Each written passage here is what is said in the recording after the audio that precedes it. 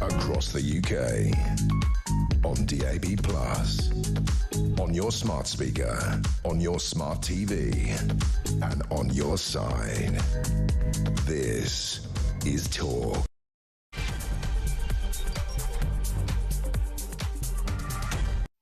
Good afternoon. Thank you to Julia. 3 minutes after 1 o'clock. Welcome to the home of common sense. As you've been hearing, a Red Wall poll shows that 68% of us Brits believe that Britain is broken. We are scuppered, kids, with support for Nigel Farage's reform overtaking Labour as voters prioritise immigration, the NHS, and, of course, general economic reform. Nothing you wouldn't expect. This is Brits saying we want a common sense agenda.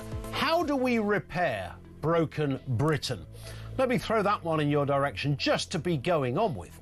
Also this afternoon, the government isn't ruling out another Chinese owner for British steel as vital raw materials arrive today to keep Scunthorpe's blast furnaces going. This is a miserable journey, and whilst we are talking about high-end engineering and business, should it really be this difficult to run a steel factory? And the union behind Birmingham's bin strike says it could absolutely spread nationwide after workers rejected a second pay offer, extending the walkout into its 6th week as rubbish and the rats continue to pile high. We'll have the latest on that as well. Everything you need to know, all the breaking news right here on Talk 0344 499 1000. There is a lot to get through. We know the problem, but what is the solution? Britain is broken. So more than 2/3 of Brits believe we are scuppered up the creek without anything that even resembles a paddle, royally stuffed with no current solution to our woes. 2/3 of us believe this. The country is heading in the wrong direction. And as I mentioned at the beginning, you won't be surprised to know the key areas of real concern here are the NHS, immigration and the economy. All of those things. You could have written it yourself the day before these results came out. We're not asking for a lot. We're asking for a little bit of a return on the money that we pay in. And we pay in an extraordinary amount of cash. We are taxed out of our own socks on a continual annual basis. That tax intake to the government goes up in one way or another. Oh, it won't be income tax or national insurance. There's loads of other ways, Rach, that you can tax us, and they don't miss a chance. And you know what? All of that would be kind of half fine if you saw a return on your investment. If you said, well, yeah, we are taxed a lot, but, you know, look at the roads, look at the NHS, look at schools, look at immigration. Oh, brilliant. So, yeah, we pay a lot of tax, but look at what we get. We don't get any of that. It's a miserable, declining picture out there. And politicians, I mean, for years they have failed on this one. For years. And whilst I think this particular government has a bit of a PhD in mumbo-jumbo, flannel juice and gibberish, the other governments before them don't get away scot-free on this either. Not reading the room, not understanding where there is anger. It's all reasonable stuff. And if you ask Joe on the street, they will concur. Yeah, NHS, the economy, immigration, sort it out. It won't therefore surprise you to know that Reform UK looks set to hoover up a jaw-dropping amount of council seats in the local elections in May. Now, this polling took place over a number of regions. We're talking about the Northwest, the Northeast, Yorkshire, East Midlands and the West Midlands. And this is the crucial bit. This is the really key bit. We've been crunching the numbers at this end. These are the areas where in the last general election last year, Labour reclaimed scores of those seats that they'd lost to the Tories in 2019. So around and round it goes again. I mean, I think most of us could have told you that, you know, if a vote in that direction may well be something you live to regret. Others will say, because there's a third of people that are quite happy, by the way, with how the country is being run. They're totally fine with it. So 9 months on, from July the 4th, it seems voters are not happy, and the poll suggests the government retaining fewer than 3 in 4 of their 2024 voters. A lot has happened since last July. Reform's support since the last election has soared from 18% to a whopping 30%. 38%. I mean, this is huge. This is a political party that's been around for about 5 minutes. At the same time, Labour's vote share has plummeted from 39 to 27. They were also asked in this poll who would make the best Prime Minister. And Nigel Farage tops the list. Keir Starmer second. Kemi Badenoch comes in on third. So even the leader, the official leader of the opposition, or the leader of the official opposition, cannot score a goal, an open goal, against the current government. And the news gets better, of course, for Nigel Farage's party. Reform also holds a 6-point lead over Labour in terms of which party represents real change. And again, remember, in 2024, Keir Starmer's Labour promised to represent real change. And when that question was asked in those constituencies, in those areas and regions, the answer that came back was that Reform offer the best opportunity. The Reform leader leads Sir Keir by 18 points on who can fix immigration, by 15 points on who would take radical decisions, and on 10 points on who would be best to stand up for Britain. He's also got a 9-point lead on Starmer as to who is the stronger leader. 35% to Keir Starmer's 26%. So there's really two obvious questions that come from all of this. The first, as I mentioned, how do we repair broken Britain? 2/3 of the country think it's knackered out there. And you really haven't got to speak to many people. And I'm not even talking about people who are politically engaged. You know, here on Talk, our audience is invariably politically engaged. That's what we do here, not just on this show, but on all the other shows. When you phone in or email or message in, it's because you are engaged in this kind of stuff. But if you just talk to people who aren't necessarily animated ordinarily about politics and what goes on, I think they will tell you the same story.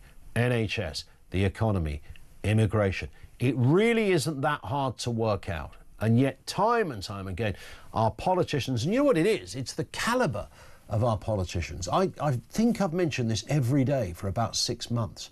The way our politicians communicate, the pre-prepared press releases that come from some spad in their office who've written something nice and clinical. Well, I'm going to meet with Mr. Macron and raise the issue of immigrants. No, no, no. When have you heard real outrage on Channel migration crossings from either Keir Starmer or Yvette Cooper? When have you heard them genuinely put it on the line that they're fed up to the back teeth when they say what you're thinking? Remember the Trump came out with that line in one of the many hustings before the last American election. He simply said, I'm saying what you're thinking. Now, I know some people will say there's a bit of Del Boy about that. Maybe there is. But that's as near as it gets. I'm saying what you're thinking. 0344 499 1000. Number one, how do we repair broken Britain? That is the foremost question on this, because 2/3 of us think we are absolutely knackered and scuppered. We'll chat to Joe Twyman, the pollster, as well in just a little bit, who will shine some light on the finer detail of this set of polls and questions. But in terms of how we solve it and who would solve it, who would be the individual or the thinking behind how we get to that stage of solution. Does it take cross-party support on something? We've too often seen this sort of two-party Tory-Labour thing delivering frighteningly similar results from frighteningly similar kinds of people. And that, I think, is also what is wrong with the system. 0344 499 1000. How do we repair broken Britain? Our lines are open. Let's get a word on this and the other big stories of the day. And there's a lot out there today, kids. Steve N. Allen, the comedian and broadcaster, is back with us. How you doing, Steve? I'm doing all right, Mr. Sunshine. Look at you bringing the joy. Hey, I'm full of it today, aren't I? It's like it's Christmas around here. Goodness me. This is, of course, the story that, we have a genuine issue surrounding what is going on in terms of our country, how it's run. There's a lot of fatigue. There's a lot of malaise. It's broken, Steve.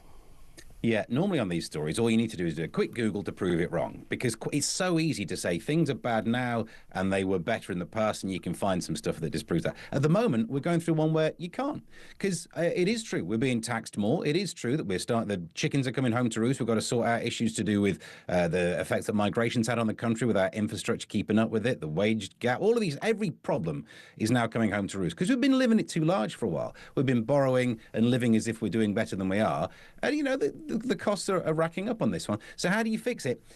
You don't. This is the problem. I don't think there's going to be an easy solution without getting stuck in there and being unpopular for a while. And no party wants to do that. Our system is set up to be relatively short-termist, which means, well, you got to get in and promise 4 years of kind of okayishness, and then you get voted for. And at the moment, our choices are the Labour Party, who should be representing the working class, but have just given up on that for some reason. The Tories, who every single time you can raise any issue, you just point to the last 14 years, and rightly so. They didn't do the things that they're now spending all of their time on Twitter saying, well, someone needs to look at this. Well, you should have done it when you had the flipping job. Then you got Reform, that everyone gets excited about, which are effectively a protest party. No evidence that they know how to run things, and yet that's the only glimmer of hope. And I know what you said earlier, like the party's only been around for 5 minutes. It's not, has it?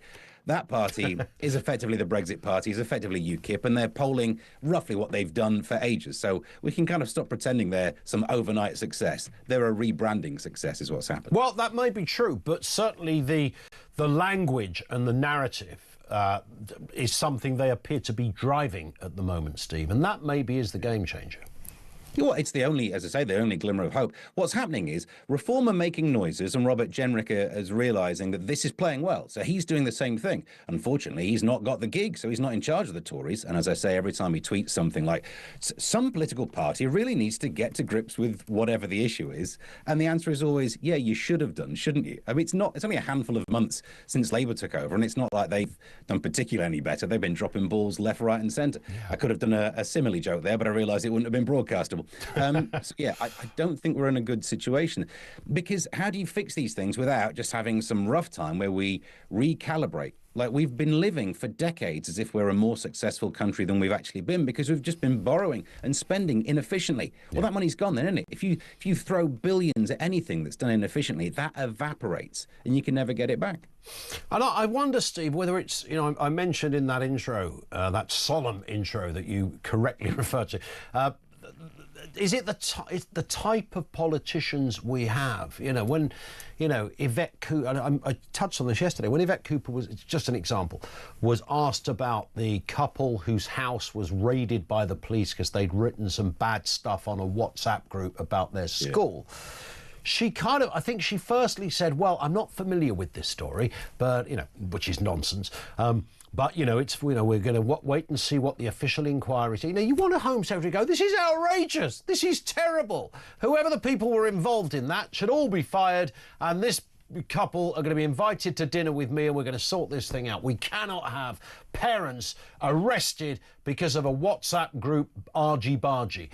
But we never hear that. What we hear is a pre-prepared answer that a SPAD has nicely crafted. Home Secretary, if you say this, that'll get you through the third question.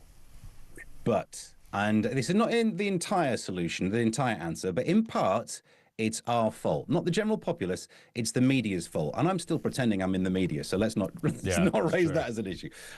But what we do is, if someone says something a bit passionate, but slightly out of turn, or we would be on them, it'd be front page scandal, whoosh, big banner. Someone said something that we can interpret in a way. And then we live in a system where if a politician says something that's not exact, that has some loose threads that could be pulled upon, we make them resign. We have a system where if someone does a U-turn, changes their mind, what's that thing? What's the point of having a mind if you're not willing to change it? If you're a politician, we will see you sacked for that. So we have an ecosystem where the only politicians who are allowed to continue having the job are these hermetically sealed, buttoned down, never say a word, just keep repeating the 3 bullet point things. It'll be an annoying interview, but you'll still get to keep your job. So they're the only ones left. Like Ken Clarke might have been one of the last ones, was willing to say, something a bit emotional. And I think Labour have it worse as well, because they're also balancing this cohort of some Tory voters who were willing to flip to Labour, and then the opposite end of their spectrum, they have to never say anything that might offend anyone, because they've got those other types, the ones who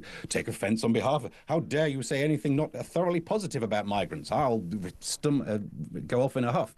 So I think they need to be even blander to try and keep that church together. That's true enough. Well, you mentioned Robert Jenrick. Let's move to this story, Steve. He said that 45% of prisoners identify as Muslims. I mean, that seems an extraordinary number. Mostly through conversion in prison amid rising fears of extremism and risks to police officers. Let's hear him speaking with Mike Graham this morning. I don't care about the welfare of dangerous criminals or terrorists. I care about the protection of prison officers, because these are brave people. They're doing a difficult job, often for not very much money, and we should be putting their safety above those of the criminals every single time. And what's happened in recent years in our prisons is governors have not got a grip, often for fear of political correctness, but also we've seen the courts intervening and dictating how governors should be running their prisons and protecting their officers, to such an extent now that there's a massive bureaucracy. If you want to put an inmate into one of these separation centres, you've got to fill in endless forms. The criminals can then take the prison to court at taxpayers' expense and question whether or not this is right for them. This is madness. You've got to enable prison governors to step up, run their prisons and have effective and robust regimes. I mean, this is an extraordinary number, but apparently what is happening, Steve, is that, you know, a lot of prisoners think, well, the best way to get along in prison is to convert to another faith, in this case, Islam. Some argue you get better food if you do that. I'm not sure if there's any truth in that, but that's one of the reasons. And of course, we know at the weekend that Hashim Abedi, this brutal attack on Franklin Prison in County Durham, where some real violence and almost death occurred with prison staff who were stabbed, had hot liquid, I think it was hot butter, thrown over them as well. And this was seen as an example of what is going on in jail, where you've got, you know, this sort of cartel, mafia-like cartel among these guys, and apparently even hate preacher Anchem Chowdhury is suspected of influencing Abedi in this brutal attack. Yeah, I mean, they're not being. Well, this is in jail. This is not outside. It's not before you get to jail. All of this. This is while you're in it.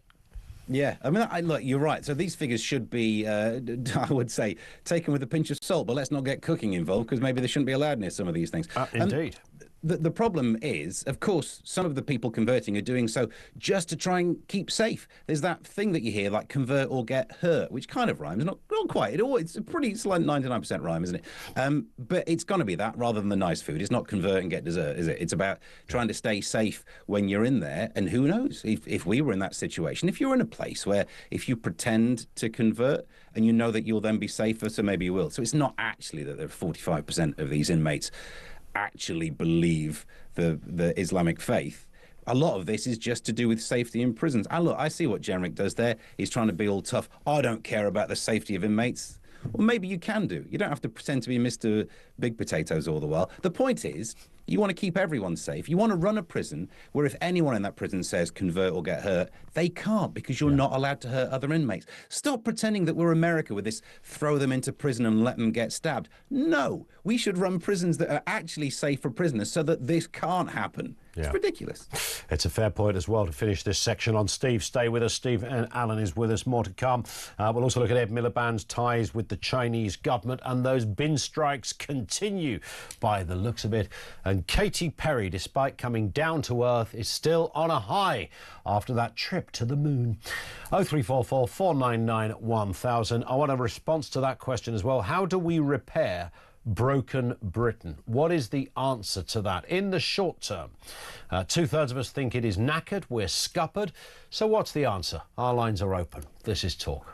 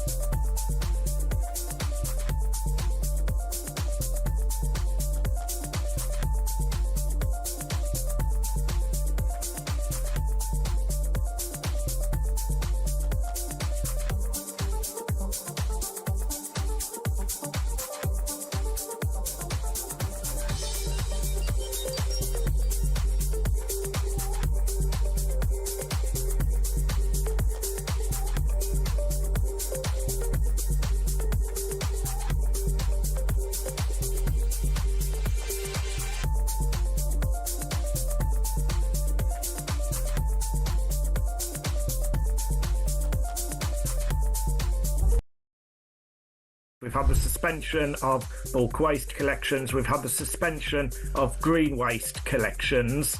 Can people just take them? I mean, all the suggestions from my guest Benjamin Butterworth, can people just take their rubbish to the dump? They can. Or is the dump already full? I mean, our local dump, they seem to require for you to make an appointment sometimes. No. Everyone has to make an appointment, but they have extended the opening hours in Birmingham twice. Right.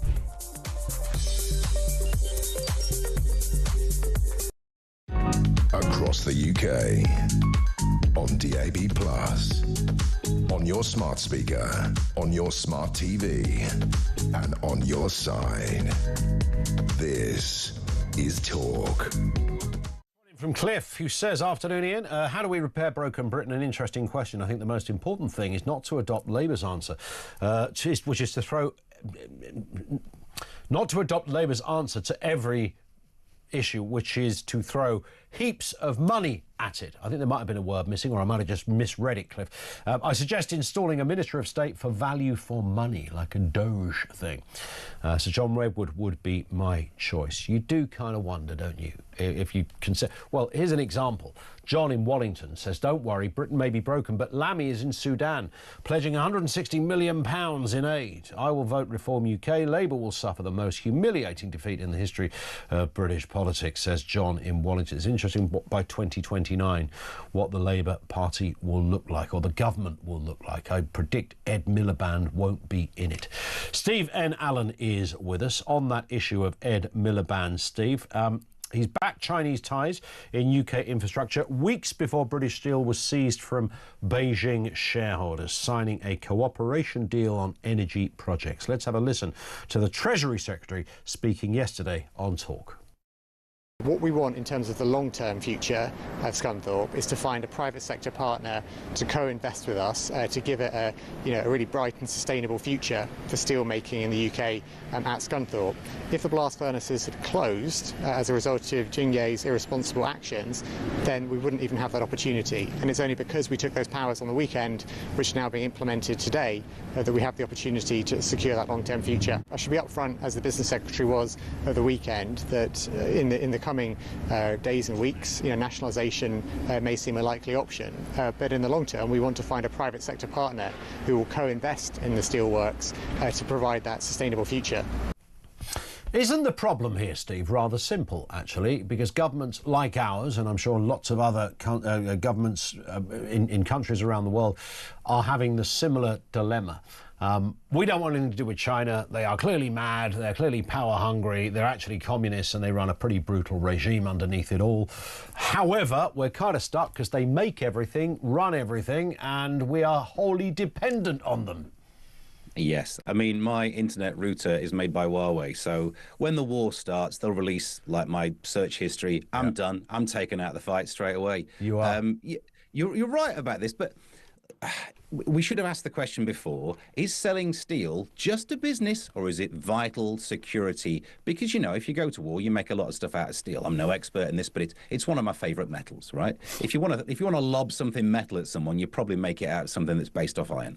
So if it's security, you never should leave it exposed to the kind of people you might have conflicts with. Yeah. The same was also true when we were building nuclear plants and thinking, well, we don't want to fund it ourselves. No, let's get China to do it. But I know we've kind of sorted that out. The idea of having China invest in these things actually is not ridiculous as long as the rules are in place first. So you can stump up some money and you'll be a private partner, but we need to be in charge of not letting you shut it down so the only place we can buy steel from is you. I mean, that feels like you could put that in a contract. But we didn't, did we? We very much did it the other way around. Why don't you be in charge of the only way we can make virgin steel? And if you want to shut it down, we'll be in trouble. We'll have to recall Parliament on a weekend to stop you shutting down our entire industry. Fascinating. So look, yeah, we just need to decide it's a security thing, because it is, and therefore you treat it like a security thing. You don't let the potential enemy be in charge. 100%. I've just been emailed your internet history as well, which is quite nice. President Xi sent it through just a couple of seconds ago. I can explain most of it is typos. Are you sure? Really? Wow. I didn't think you'd get a llama through a front door, but that's another story. Let's move to this. This, of course, the big story yesterday, and it continues. California girl Katy Perry has kissed the ground and liked it. This is after safely returning from her extraterrestrial adventure, where she roared into space like a firework. Let's hear her also touching words. What you're doing is you're like really finding the love for yourself, because you got to trust in yourself on this journey, and then you're feeling the love when you come down, for sure, and you're feeling that strength. So I feel really connected to that strong divine feminine right now. Oh, get in the bin, for God's sake. You're not Yuri Gagarin. I mean, for goodness sake, this was not Neil Armstrong territory, Steve, was it? I mean, yes, they went up there. She sings songs that are longer than the amount of time she spent in that little craft, spent more time booing and cooing to a camera than looking out the actual window, which was a bit bizarre. I slightly think it was odd that they were called crew when they clearly weren't crew. They were passengers. And it looked like a little... My other half, she thinks this has set women's rights back about 10 years. She thought it was a wholly ridiculous, slightly hysterical, too fluffy. Oh, my God, I saw, like, the bits of the planet. It was so amazing. It's changed my life. The love just poured out of me. Well, the problem is we're only talking about Katy Perry with the phrase where you really find the love for yourself, which is what I do when I'm looking at frontdoorllama.com, but that's a different issue again. We're not going to talk about it. Most of that's typo. The idea that she went to space and she's had this epiphany, no one should care. Also on that flight were loads of women who were, engineers, scientists, people who know what they're talking about, the ones who should be in space. And also, sidebar, this feels really snippy of me, but space. Yeah, you go really high, and they go high enough to be technically space. Yeah. Oh, is that really worth celebrating? It's they were off the planet for 11 minutes. Were you? Because most of that you were still just in our airspace, and a little bit you're out there in pretend space. I think there was kind of like 50 seconds where they could look down and not see. You couldn't get that. When Armstrong and the boys back in '69 went up onto the moon and trod and walked the craters of the moon, they could look down and literally see a spherical object called planet Earth. They didn't quite get that. In fact, I'm pretty sure it wasn't dissimilar to what I saw when I looked out the window on the way to the Isle of Man once. Yeah, do you know what? Yeah, I flew to Jersey for a gig the other day, and I thought, if I'd have got some binoculars the wrong way round, I'd have seen exactly what she just saw, but I wouldn't have gone on about it when I got off the plane. Spot on.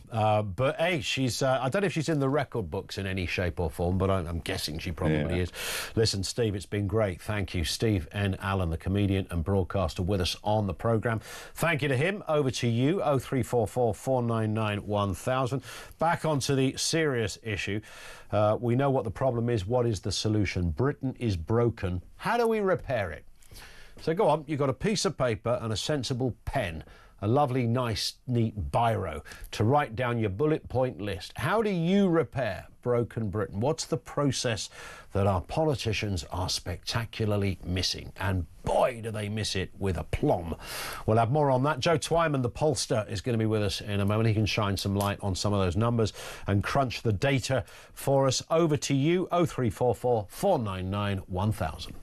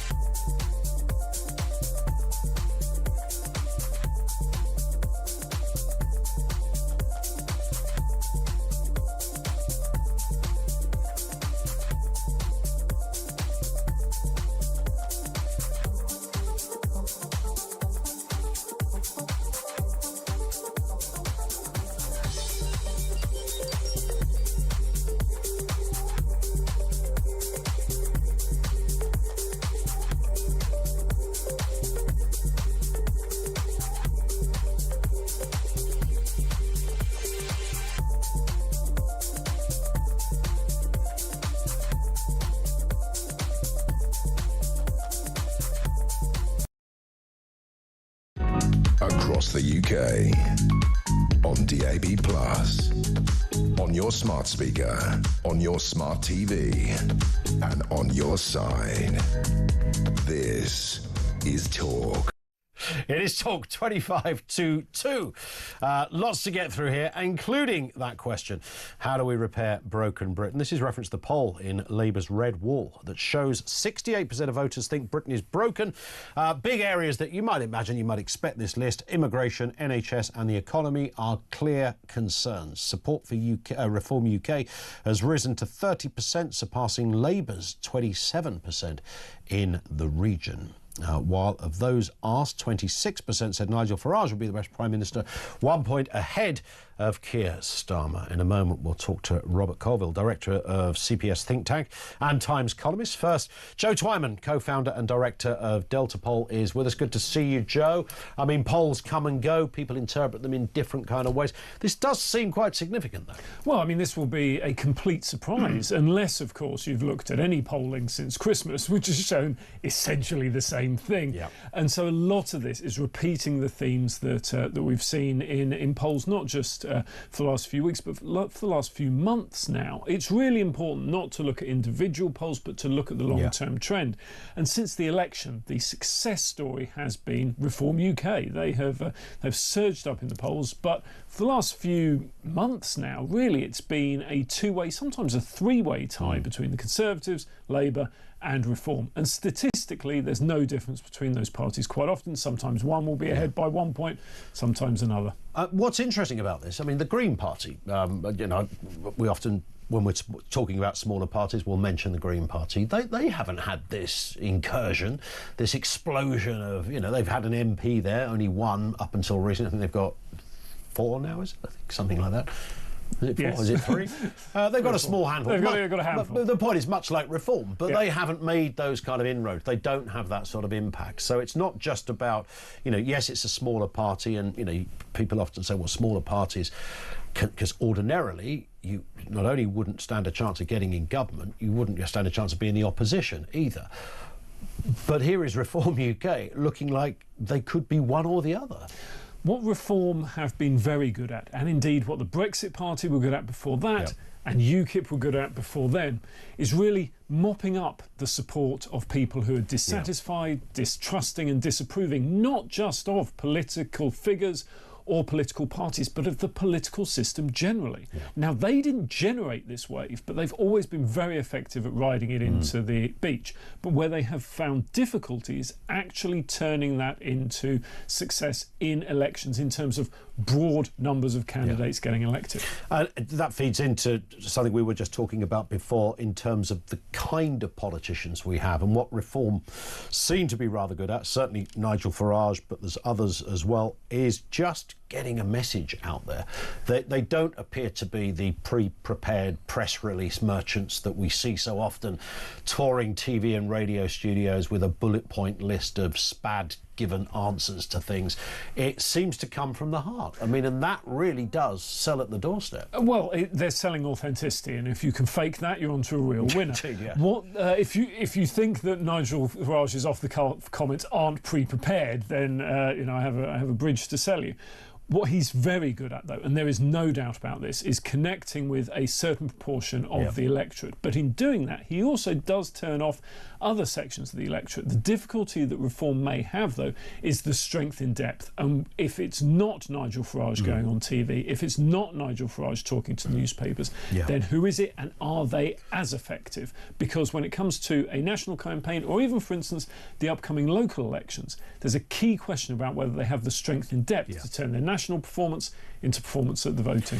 It's interesting. There's usually, up until recently, there's certain kind of givens that it would be impossible for a party with 5 MPs to form the next government. Do you remember before 2019 when Boris had come back with that huge majority?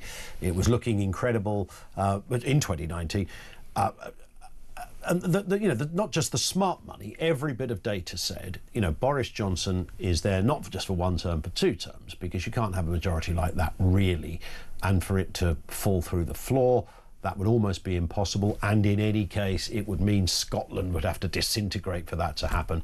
And look what happened. Scotland disintegrated, Boris Johnson fell through the floor, and in come a Labour government. But looking at that as the sort of the backdrop of unconventional events, could something similar happen here? Because, people are saying, reform will be the next government. If they've got 5 MPs, that should never be possible. If the last 10, 15 years have taught us anything in British politics, it's that nothing can be ruled out. Yeah. But the challenge that reform face is enormous. It's all very well turning a strong performance into 5 MPs, but turning it into the kind of numbers that you need across the country is very difficult, particularly because of the electoral system. We will get an indication of where things are when we have the local elections this year in May. But so far, since the election, there have been by-elections in local councils. Reform have only won 6% of those, compared to the Lib Dems who've won 20%. That illustrates how it's not just simply a matter of saying we're good in the polls, so we're going to do well at the ballots. It is inevitably more complicated. And there is, of course, the thing that happens in local elections, often similarly in by-elections sometimes, but certainly in local elections, where it's not always how you're going to vote nationally. I mean, you might sense that this is the opportunity to maybe rebel a little bit or make your point known. Yes, and we ask, as all pollsters do, if there were a general election tomorrow. But there isn't a general election tomorrow. There's 4 years potentially until the next general election. And as we saw with Boris Johnson, an awful lot can happen in a relatively short period of time. But nonetheless, we're still left with the irredeemable reality here, Joe, that this story that we are discussing is about Labour, the Conservatives and reform, not even the Lib Dems, really. I mean, we are talking about reform in the same breath as the government and the lead and the opposition for a party that has a handful of MPs, so that they must be doing something right here. Yes, absolutely. As I say, they have been the success stories since the general election, and the sentiment that they are tapping into, this dissatisfaction, distrust and disapproval, is something that all of the parties, major, minor, regional, national, they're all going to have to wrestle with if they're going to be successful in elections moving forward. What is also interesting as well, just on another point in terms of who would make the best leader, etc. Nigel Farage again does rather well on this on this survey. Kemi Badenoch not really making any inroads here as the leader of the opposition. Starmer still ahead of her. Well, Kemi Badenoch and indeed the Conservatives have not really made much progress since their election performance. We talked about reform surging. Lib Dems have done well as well. Labour have dropped back. The Conservatives haven't really changed much at all, and that's a real problem for them, because where they are at the moment is not good enough for a party that aspires to high office. Based on all the numbers we have so far, and some of this is educated guess territory, but would we be looking at another, if there was an election tomorrow, I know there isn't, but if there was, that Labour would still win it, it would still be a reasonable landslide, Reform would come back with some more MPs, the Tories wouldn't do particularly well, but it would still be Keir Starmer who has the keys for number 10. I mean, there are so many caveats in there that it's very difficult to say, but broadly, yes, I would say that were the case if there were a general election tomorrow. But I think, fortunately for all our sakes, there is not. Yeah, I'd quite like to have one tomorrow. Oh, don't start. Yeah, but at least we could maybe sort of just shorten the campaign moments. Yeah, I mean that the only advantage would be that at least would be over the day after. Yeah. Did you ever count how many interviews you did up until the last in July? I mean, I must have spoken to you about 20 times. My record is 30 in one day. 30. 30 in one day. Yeah. There should be a poll about this. Maybe we could do and one. Yet still I don't get on Celebrity Mastermind. I just don't know what else I need to do. What would be the subject? Star Wars, the original trilogy, probably. Okay. Yeah. What order should you watch Star Wars in? The Hatchet trilogy order. Yeah, no doubt. He said that without any doubt at all. You'd be a fool to do otherwise. I don't know how we got there. Joe, thank you. Good to see you. Joe Twyman, co-founder and director at Delta Poll, with us on the programme. Let's get a word from Robert Colville, director of the CPS think tank and Times columnist. Robert, good afternoon to you. Good afternoon. Nice to have you with us. I mean, just on the back of what Joe was saying there, let's start with the last question to Joe first with you. If there was a general election tomorrow question, that hypothetical that is out there, could you imagine a world that Nigel Farage could be the Prime Minister? Yeah, I can imagine all sorts of worlds at the moment. We're in the first pass the post system we've got, as Joe was kind of saying, means that the razor edge between loads of seats and no seats is pretty thin. It's this zone of polling in the middle, in the sort of mid-20s, and that's where like three parties all are. Any one of them, if they went down a bit or went up a bit, it would be transformative on their seat numbers on the current polling. Of course, Reform did, incredibly well at the last election, considering it's a part. I know Mr. Farage has been around for a long time, but Reform UK, new kids on the block. They also, interestingly, came a very close second in quite a lot of seats too. Yeah, and I think this is one of the trends that we're seeing now and that people are talking about. If you look at the seats where Reform did well, the seats where the Conservatives did well, it's really clear that there's a working class, middle class split. That it was primarily the working class supporters that Reform mopped up, and in the seats which were more middle class, either the Tories hung on or the voters swung to the Lib Dems instead. What there's the potential for, and what some people are arguing we're seeing, is effectively for Reform to pivot from being a right-wing party to just a populist party. Yeah. The polls today showing that they're doing pretty. They seem to be doing pretty well in these in the working class territories up in the north, where Labour, the Labour coalition, like the Tory coalition in 2019, was pretty broad. It was a kind of all things to all men victory, or in this case, it was all things to all people hating the Tories. It's from day one. It's been very, very hard to see how you can hold that together, and the government has not made that any better for itself by making a series of really unpopular decisions. Yeah, indeed. And I think, and again, something we've discussed already on the programme so far in this respect, Robert, is the type of politician we have. I mean, Reform do rather well, because a bit like Donald Trump, Nigel Farage certainly appears to speak the language. Trump said at one of those rallies, I'm saying what you're thinking. And it's that, isn't it? There is a sense that politicians are also out of touch, that Labour and the Conservatives are a bit they're sort of quite similar. Channel migration would be an obvious example of that. Nothing's really change of government, same old, still seeing the same amount of boats coming across the channel. Nothing's changed. The only person that sounds like they really get it is Nigel Farage.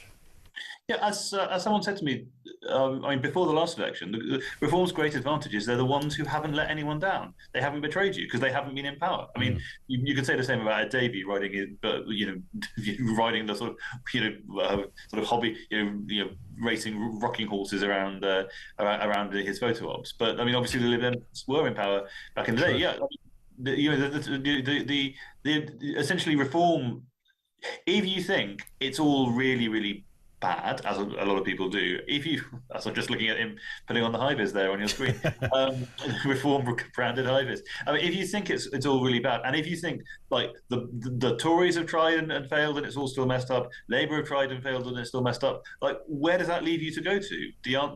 Reform is the obvious choice, but obviously it's a party which does have it has limits on its appeal, not least because it's inherited that Farage coalition that he's built up over years under a variety of party names. Yeah. And I guess, and I don't say this in fairness to Labour, but a general observation, if you do a poll and you ask your fellow Brits, is life a bit rubbish, then, and are your politicians equally rubbish, then there's always going to be a lot of people that say yes to that, but almost by default. Yeah, I mean, Reform's path to victory is essentially everyone to think the country is utterly broken. If people see the kind of see the streets, bins uncollected on the streets, that job losses, immigration running out of control. Yeah. If they're in that kind of mood, that's when Reform win. If the question at the next election is more about, well, sort of things are just about okay for me, but can I get a few more quid in my bank account? Can I bring down the waiting list at the GP surgery or in an NHS hospital? That's a more conventional kind of environment. Listen, Robert, great to have you on. Nice to talk. Robert Colville, he is director of the CPS think tank, also Times columnist. Thank you to him. Over to you, 0344 499 1000. David in the Cotswolds had just had an idea how to repair knackered Britain. What do we want? What do we Shall I start that again? We do what we've always done. It's a very simple sentence. We declare war on someone, probably Germany. We'd have to grow our own food, drill and dig for our own fuel, make our own tanks. We'd end up with a champagne-swigging, cigar-smoking popular PM. A trade deal with the US and France will stop being a nuisance, says David. I like it. I mean, that's fairly simple stuff, but I tell you what, I bet it'd work as well. 0344 499 1000. How do we repair broken Britain?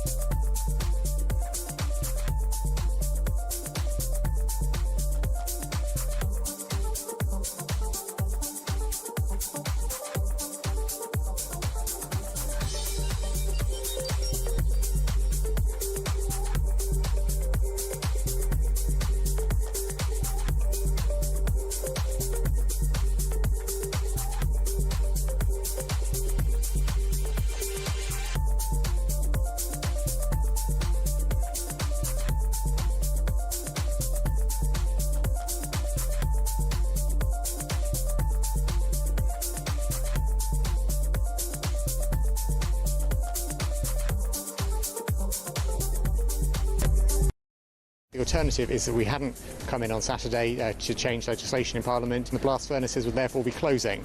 And if they closed, then we'd be on the hook for north of £1 billion worth of costs as a result of land remediation and dealing with workforce issues and so on. The best way of us intervening is to make sure that we keep the blast furnaces going, because Jingye had been behaving irresponsibly in the last few days, saying they were going to accelerate the closure of the blast furnaces. We need to keep them going to help secure the future of steelmaking in the UK.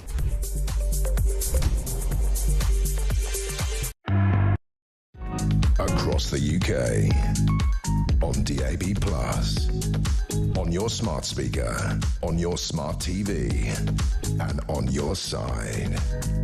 This is Talk. Len in North Wales says to fix broken Britain, UK's got to become part of the USA with Trump and Farage in charge. This one from David. Good afternoon, Mr. Sunshine. To repair knackered Britain, you need to reset the system and reset all the institutions within it. But that would take will. And let's face it, there is no will to do it, says David. Bang on. It's that, right? They love the status quo, these characters. The politicians we've got sit in this curious middle ground of groupthink where they're either terrified or simply can't be asked to think outside the conventional template of how we've done and run things for a long time. Things change, appetites change, areas get out of control, budgets are too generous in one area, not generous in another area, DEI out of control. I think that really is one of the biggies, and absolutely any politician that talks loudly and robustly about that, which is kind of racism in another way, would be on a good footing. There's a lot of support to be gained from them. And don't do it if you don't believe it, and that's the problem, because half our politicians, probably more than half our politicians, don't really, but they're fine with it all. They're fine with these bizarre, dodgy recruitment processes, this obsession, this evangelical obsession that departments have with diversity and who you've got to have in a certain job, and the equality of outcomes and all this kind of stuff that was, by the way, just happening beautifully anyway. Isn't it a beautiful thing? It was happening anyway, and then somebody comes along and says, no, let's just politicise this entire area of what people look like. Seriously. Chris is in Nottingham. I'm sure you've got a solution for us, Chris. How do we fix broken Britain? Good afternoon. Yeah, it's a big one, but I'll try and summarise and keep it quick because I know time's everything on the radio. Again, I agree with a lot of what your last caller said. Our political class is the main problem. Lack of creativity. Yeah. We've had 20 years of self-service, incompetence, lack of creativity. I can't remember a political class like this. It wasn't like this in the 80s, 70s, 60s. They're a different breed. The problem is, we don't collect enough tax already from big business. You've got your likes of your Amazons, your Vodafones, actively engaging in tax evasion and avoidance, yet making a killing. Well, avoidance, not evasion, it should be said. Avoidance, yes, you're right. But the lines, I don't know, these days start to get a bit blurred. We all pander, and so do politicians, to big business, but they haven't got our interests at heart. We are a nation of innovators. Along with the Romans, we engineered the world. We are really top-notch at engineering, science, biotechnology. This is the future. We need to really make ourselves a bit more like the Silicon Valleys in Israel in the tech sector, not necessarily tech, but make us take what we're really good at and really sell it to the world. But they've been saying this, haven't they, Chris? There's always been either a prime minister or a senior politician that's gone, we need to make, I don't know, at one point it was going to be sort of East London, and then it was going to be South Wales, and then there's always these areas that are often sort of pointed at, that this area is going to be our Silicon Valley. We've never really done it, despite the fact that 9/10 of what gets invented in the world, at least one component has come from here at some point. We usually can't finance it, but we're certainly good at innovating and inventing. But we've never really capitalised on it. We are known for our financial services more than our technology services. Yes, absolutely. But the other thing is, I do think when we just to time with what you're saying, we do often hear Singapore on Thames. I think we do need to be like that, but for small to medium enterprises, the innovators, the ones who are wanting to grow, who are making the big changes in the world. Big business can pay more tax, and if they threaten to move out the country, it's a lie. Look at Amazon warehouses everywhere. They're not going to just destroy all that infrastructure and move on. And to go back to what they told us in the 80s and 90s, capitalism, free market economics, there's always somebody willing to step in and do it cheaper and better. So we need bravery in our political class, and unfortunately we have had cowardice for the last 20 years. So a low tax rate for small to medium enterprise, a reasonable tax rate, slightly higher for big business, and let's go out there and really be innovators and sell what we do. But the problem comes down to it. It's a moving Rubik's Cube or jigsaw piece. Our institutions, like your last caller said, are woeful, and unfortunately our politicians are self-serving and think only of themselves and their sponsors. Spot on. Wouldn't it have been great if, and even things like energy as well, Chris, if David Cameron in 2010 had said, right, we're going to make us an energy sort of power for ourselves. Nuclear power, we'll have hubs, those little hubs you can put all over the country. By now, that would have been up and running for a decade, and we wouldn't be having the discussion about energy bills that we currently do. That is verbatim the exact conversation I had with my father. He was a big proponent for nuclear power. Obviously, forget Fukushima, but it is generally safe, and we are in a safer part of the globe for nuclear. I mean, just look at the French. They went all in on nuclear, and look how low their bills are. Yeah, and that's partly because we're, giving them profits from over here, because the hubs we have got are owned by the French, of course. Well, I used to have an Australian, I've got a pension in Australia. I used to live in Australia, and guess who they invest in their superannuation funds? All the water companies, mainly Thames Water, as an example. So there you go. Can't make it up. This is the thing. Big business always is at the mercy of their shareholders. And I don't want to be too strong, but it's almost parasitic. Yeah, spot on. Chris, great call. Thank you. Chris in Nottingham. Over to you again. 03444991000. This from Trevor, who says, good afternoon, Ian. Sir, as a member, I'll be voting reform. I'm still not happy with Farage's treatment of Rupert Lowe and Tommy, but they are our best chance. If you have a Tory on to talk about this, tell them I'm never coming back. It was like being in an abusive relationship. Change is coming. And they all kind of... if you look at how that plotted and how it kind of panned out, from David Cameron coming in, who did everything he could to appear to be a bit Blair-like, and in that respect probably slightly succeeded. But never, OK, he got his own majority in 2015. It wasn't thumping, but it was kind of all right. And then, he's got Theresa May. I remember thinking it's unthinkable that Theresa May would be our Prime Minister. Boris Johnson, that looked as if the sunny uplands had arrived, because he's very good, in a different way to Trump or Farage, but he's very good at selling positivity. But you did get to that point when you're going, OK, mate, you're not on Have I Got News for You now. Maybe we might see some results. I know he was largely scuppered with COVID, I get that. Then, of course, Liz Truss, Rishi, the list goes on. Where's the brilliance? Where's the orators that are unparalleled? Where's those great voices? Those, not just the great voices, those great brains. I know you can't change things overnight, but simultaneously, I don't think it takes 20 years to make a country great again. How do we repair broken Britain? Our lines are open, 0344 499 1000. More from you after the news at 2.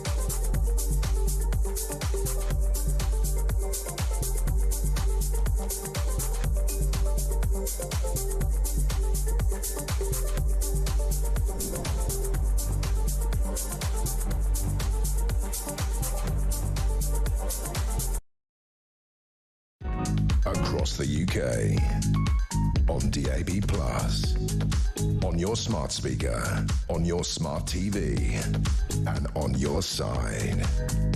This is Talk.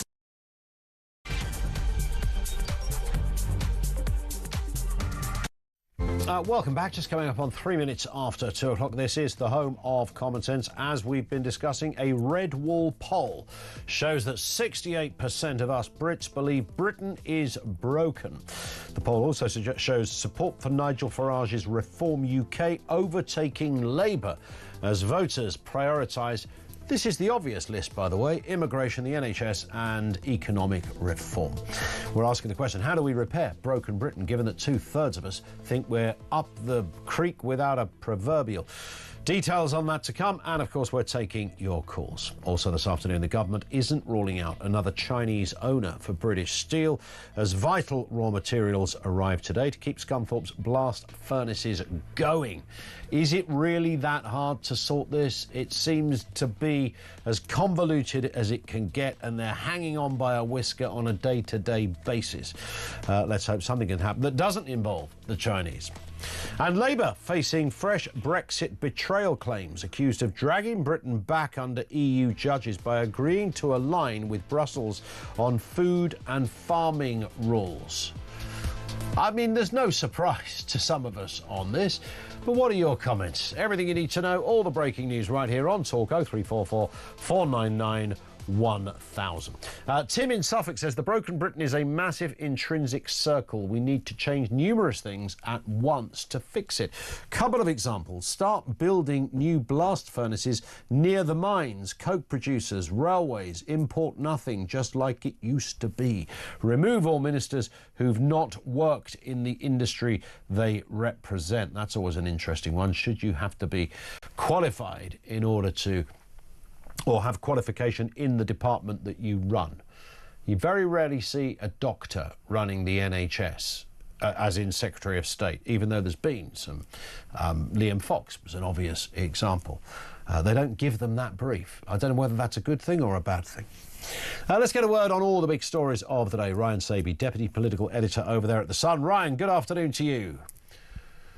Afternoon, Ian. Nice to have you with us. Lots to get through here, including that Sun exclusive. That reform would sweep through those Labour red wall seats at the election. Of course, the local elections are coming up. Huge support for reform. Real disquiet with the current government. No love for the Conservatives. Nigel Farage has reasons to be cheerful. Yeah, I think he does, and he does seem to have a bit of a spring in his step as he travels up and down the country before those local elections on May the 1st. But I think that's not surprising when you look at this polling. It shows that around 2/3 think that Britain is heading in the wrong direction. Around the same sort of figure think that Britain is actually broken. So it should come as no surprise. And he goes up and down the country, you just wonder, does he fancy taking, or does he think that he's going to actually take some of those town halls when the votes come in? Indeed. And when you talk to Labour politicians, be they on the front bench or the back benches, Ryan, what do you sense? I mean, this seismic landslide that Starmer received, I know there's the whole share of the vote thing that we can talk about forever, but nonetheless, he's got the numbers, he can make things work, he can get his ideas through the parliamentary system by dint of those numbers. Is there still a real confidence? Is there a fairly lacklustre malaise that's already set in over there at Labour? I think one thing, particularly if you look at Labour when it comes to reform, I think there's a couple of things that we should kind of look at. The first one is actually some of those Labour MPs and people high up within the Labour Party are actually sort of quite maybe welcome reform taking one or two of these councils, because as much as you had Nigel Farage talking up his position and Richard Tice doing the same as they go up and down the country, have they actually really run anything? So actually, let's see, Labour will be saying, let's see what they can actually do when they have some levers of power, even if it's a particularly sort of low-level town hall councils. So give them the reins of power for a bit and just see how they get on, because then you can judge them in 2 or 3 years' time and say what you actually done and what have you actually done with the power that you've actually had. So I think that's one thing to look out at. But I just think there is also, on the flip side, there's a sense of unease among Labour MPs. Keir Starmer has repeatedly attacked Nigel Farage from Prime Minister's questions. That was kind of a bit unheard of, and it wasn't really. We didn't really notice that in the first few months of, particularly at the end of last year. But in the last few weeks or so, that really has become a key point, as if Keir Starmer makes it point to go out there every Prime Minister's question and actually attack Nigel Farage. And as Nigel Farage says today, it's all about parking. What he's trying to do is park the tanks on Labour's lawn because he realises they're in big trouble. Yeah, and there does seem to be, and look, I mean, trust in politicians has never been great. You know, they've been naturally and rightly, you know, always the subject of a bit of, you know, ribbing, public lashing, lampooning, satirising. That's part of the gig. We get that. You know, we've done it forever, and long may that continue. But there does seem to genuinely be, Ryan, a real tangible sense that we don't trust the system or those that run the system in the way that maybe once upon a time we did. And I don't know whether social media plays its part in that. Sometimes you can get a kind of false perception if you look at Twitter all day long, etc. But nonetheless, there is a real sense that, and this poll bears it out, that the system is broken and we don't have the people in charge to fix it. Yeah, no, I think one of those things comes down to attracts the right kind of politician. But I think one of the things that this poll actually shows is the sort of four-way split at the moment at the top of British politics. Before, you know, we can go back 20, 30, 40 years, even longer. It's always really been Conservative Labour without fail. Yeah. Now you've got four parties all hovering around that sort of 20 to 25% mark. And you just wonder where you end up in a few years' time, come what the next general election. It's not really going to be Conservative against Labour. Yeah. It's going to be left versus right. Who can sign that pact with each other quicker? Are the Dems going to get in bed with Labour? How quickly can Reform do a deal with the Tories? Now, they're all saying there's at the moment there's no deal. But when you can sniff power, when you can sense that you may be stepping into a ministerial car, those deals look attractive. Yeah. Every day of the week they look attractive, don't they? Let's move to this story. Another one featured heavily in The Sun as well today. Furious Labour plan to drag Britain back under the rules of EU judges. These are accusations that there's a sort of Brexit backsliding after reports suggest plans for dynamic alignment. This is mostly about food and agriculture, right?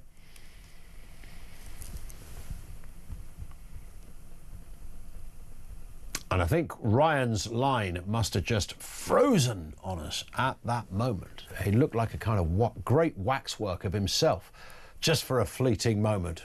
We will do our best to get him back on, reattach the system, sort out the gubbins, and get Ryan Saby back with us, Deputy Political Editor over there at The Sun. It's 2:10. How do we fix broken Britain? What is the answer to that question? This is from Anne in North London. Referenced the Katy Perry rocket launch.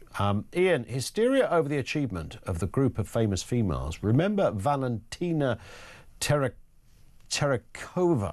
is that, in 1963, who was alone and only the second human in space. Wow, I didn't know that. The second, so was it Yuri Gagarin, the Russian, that was the first? In space, not on the moon. The Americans beat them to the moon, but didn't the Russians beat them in space?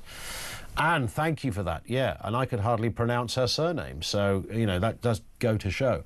Katy Perry's hoovering up the headlines for going on a pleasure flight, coming down on a parachute while singing songs and talking about love for everyone. Ryan Saby back with us. Ryan, we lost you there for a fleeting moment. We were just talking about that accusation that Labour are facing of a bit of a Brexit backsliding. What do we know about this? Yeah, this comes down to agriculture, foodstuffs that are travelling across the border from Europe to here, and the checks that will take place. And it seems that Keir Starmer has taken a calculated risk that what sort of backlash is he really going to get on an issue such as this? And I just think that maybe let's try this out for a few years. Europe is a big trading partner. There's going to be a lot of fury. David Frost, Lord Frost, in our paper, not happy about this. Others in the Conservative ranks as well. But I go back to a comment that Rachel Reeves made not that long ago about the chemicals industry and how difficult it was and it is for the chemicals industry to send their goods across Europe. She makes the point, did anyone actually vote for this at the Brexit referendum? However, people voted for control, to take back control. Sure. So I think the principle of it is going to wind everyone up. You may think day to day it may not make much difference to those goods, but actually the backsliding is, and also I think the thing is this the beginning of the backsliding? Yeah. So I think those people in the Tory ranks, Reform, are going to be all over this. Is this just your starter for 10 from Sir Keir Starmer? If it is, they'll be on in like a ton of bricks. There is also another accusation that some of this stuff might have happened under the Tories anyway. I mean, certainly that, freedom of movement for the under-30s, whatever it is, certainly Rishi Sunak had thought about that before the reciprocal arrangement in that respect. So, and now we will never know, I suppose. But certainly there is a suggestion that, the Conservatives would also have tried to find some alignment on some issues. Yeah, no, exactly. And on that issue there, the freedom of movement for the under-30s, perhaps it enhances, it actually helps some of our students to go across to European cities. I think the problem is that people come over here, they stay here, and obviously the big issue with legal migration is that they bring so many dependents over with them, and that has been an issue in the past. Now the governments, both governments, Conservative and Labour, have cracked down on that, but that does become an issue. So that's one thing to monitor in the coming weeks and months. Absolutely spot on. And finally, JD Vance has suggested there is a good chance of a UK-US trade deal. The FTSE 100 surged 1.1% amid this optimism. This is how the Vice President praised Britain's cultural and business ties. And of course, getting a trade deal is one thing. What it looks like is quite another, Ryan. And, the smart money at the moment says that America holds all the cards on this. Yeah, I think this was a bit of confusion when Sir Keir Starmer actually went to the White House at the end of February. Is this trade deal going to be a big, all-encompassing trade deal? Or is it just going to be a very, very narrow trade deal to mitigate the worst of the steel, aluminium tariffs on cars? So I think just watch out for that. At the moment, it feels like it's a very, very small, narrow deal, and I don't think you'll be seeing things like agriculture or chlorinated chicken being brought into this. This government has put its foot down and said that is not going to be part of the deal. So, but what are this government going to throw into the deal to get it over the line? Will it be something like the digital services tax? Maybe the big tech firms from Silicon Valley won't get a bigger penalty as what they might have. Yeah. What else is up for grabs? So I think that's one thing to look out for in the coming. Again, there's a lot of talk with JD Vance there that this deal could be got over the line relatively quickly. And is it incredible that one of the reasons this deal could get over the line is because of Donald Trump's affection for the royal family.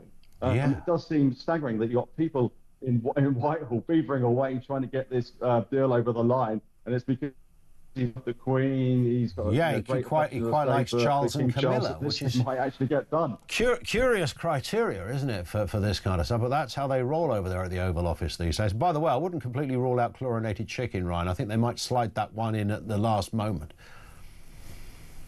Yeah, no, absolutely. I mean, if that's the one thing, if that's one of their race cards, you never know. You never know indeed. Listen, great to have you on, Ryan. Thank you. Ryan Sabey is Deputy Political Editor over there at The Sun. Thank you to him. Live from Westminster, 0344 499 1000. Over to you. How do we make Britain great again? What does a trade deal look like? And are we about to kind of leg it back into the EU by kind of, default in a curious way? We won't go back to... I'm not against having an arrangement with the EU. I want an arrangement with Asia. I want an arrangement with the United States. But if that arrangement looks like... And remember, the tentacles of the EU is like no other bloc. And I know, we look at America and how they run, and if you look at their sort of state system versus their federal system, That isn't really what happens with the EU. There's literally no wiggle room. There's no negotiation. There's no, if you have this bit, you've got to have this bit. You know, if you do this, then we've got to rule over you on this point as well. There was never anything wrong with people who voted, and I think a lot of people, and this is the bit that I felt most strongly about, the sovereignty issue.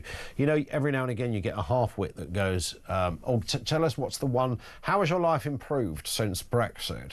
As if that's the kind of, you know, gotcha question that you can't really answer. Well, I mean, how has your life improved since remaining might also have been the same question you could have thrown back. The point is, it's about who runs your life. It's about the basic test, the most basic test of democracy. And democracy is served best when it comes to institutions and governments in small doses. And the idea, and Thatcher banged on about this in the House of Commons, there's some great clips, you can look it up on YouTube, about almost defaulting to a greater bureaucracy than the one we currently have. So you're not doing a kind of common market sort of deal with the EU.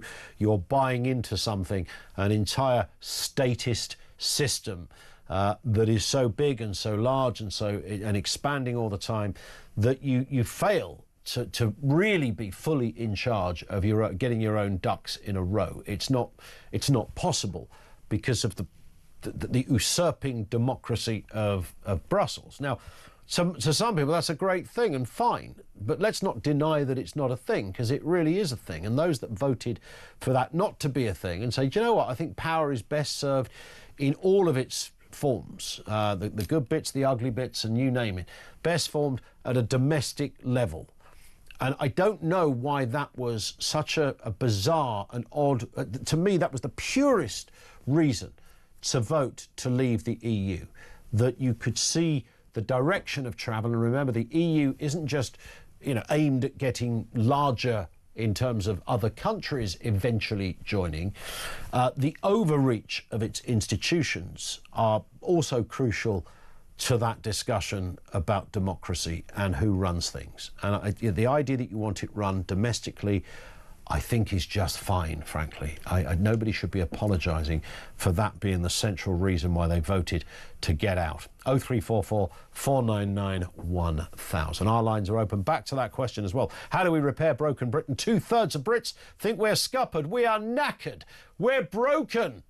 How do we repair it? Lines are open. This is Talk.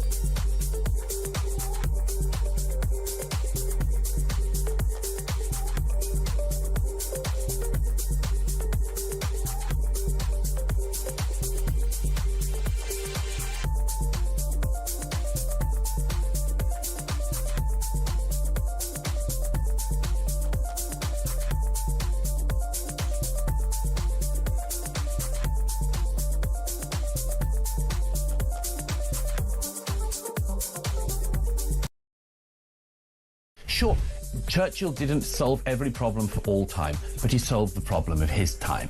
Now, the left used to go for Churchill. Now the right is going for Churchill in America. And I just cannot sit by and not point out, if you're diminishing the crimes of Adolf Hitler and you're diminishing what happened in the Second World War against the Jewish people and against us. Who's a strong leader? Who do you trust to have radical solutions to fix the nation's problems? Farage is outpolling Starmer in all of those. The only thing Starmer leads by is who do you trust to deliver the NHS? And Starmer's only got a 5-point lead on that. And given how much that Labour have been pummelling the reform and pummelling Farage about the NHS, you can see they're clearly trying to solidify that. But on everything else, especially on immigration, it's all going Farage's way right now. Of course, you lose the ability to produce virgin steel. Right. Now, one of the things that Miliband has been wanting across the UK, on DAB+, on your smart speaker, on your smart TV, and on your side. This is Talk. Tim says, what you're asking for is what was in place decades ago. The common market without all the EU rubbish. What? Look, I mean, you could sit here for the next 20 years trying to work out what was going on, but you really have to look at Germany and France and the evangelical kind of plan. It's sort of, the EU is in the same ballpark as kind of net zero, in the sense that those that are wedded to this idea of expansion, and if it was only about trade, it'd be all rather simple. If it was only about trade, I don't think anybody would argue that trade is, crucial, and if you can be part of a successful trading bloc, why would you not? I also understand that if you're going to have a harmonised trading bloc, there's got to be some regs that go along with that. So that is fairly simple stuff. And that, of course, back in the day, it was a kind of coal and gas, was it coal and steel arrangement, wasn't it? I think the French and the Germans that they originally conjured up. So yeah, that works. But then all the other stuff came along, and you start to go, hang on, this EU has got 2 parliaments, it's got a flipping currency, 2 parliaments, a currency, several presidents, an anthem, for God's sake, and a set of rules and regulations that would put to shame, in terms of words and pages, the collective rule book of all other Western countries. Extraordinary. Cyrus is down in London. Cyrus, what have you got for us? Good morning. Well, it's a question you can't answer with a couple of words, isn't it? Really, but I think I've got a few valid points that would get the ball rolling in certain departments of how to fix Britain. First of all, straight off the bat, charity starts at home. We have to shut the doors up. We have to deal with what we already have. Yeah. Too much. It's not going to happen. In fact, it's getting worse and worse and worse. Right, revenue. Right, it's going to raise a few hairs up. Legalize drugs. And by what I mean by that is have the government in charge of the drugs, so they legalize it, which means they can tax it. Yeah. Alcohol and tobacco, biggest revenues of the country, more or less, besides arms, yeah? Yep. So now, if you can imagine a Fort Knox building on every corner of the block, run by the government, the drugs have been tested, so at least that they're clean. And again, you tax it and you can pump it back into rehab or wherever it may be. It won't stop people getting the drugs, however do it. But what it will stop, and this is eventually going to happen, is these zone wars, where these kids are pulling out semi-automatics, etc., etc. Scary. And I lived in America for a few years back in the 80s, and wow, it's for me then, for a British guy going over there when I was 16 years old, it was scary. God knows what's almost like that. I can guarantee, very quick, I can guarantee this, whatever happens in America, it happens here 10 years later. All right. That was the first point. That's where I was going with that one. Okay. Okay, sorry? No, I said okay. All right, sorry, right. Prisoners. I tell you, that's all I want. I'll go straight to immigration. Immigration. Right.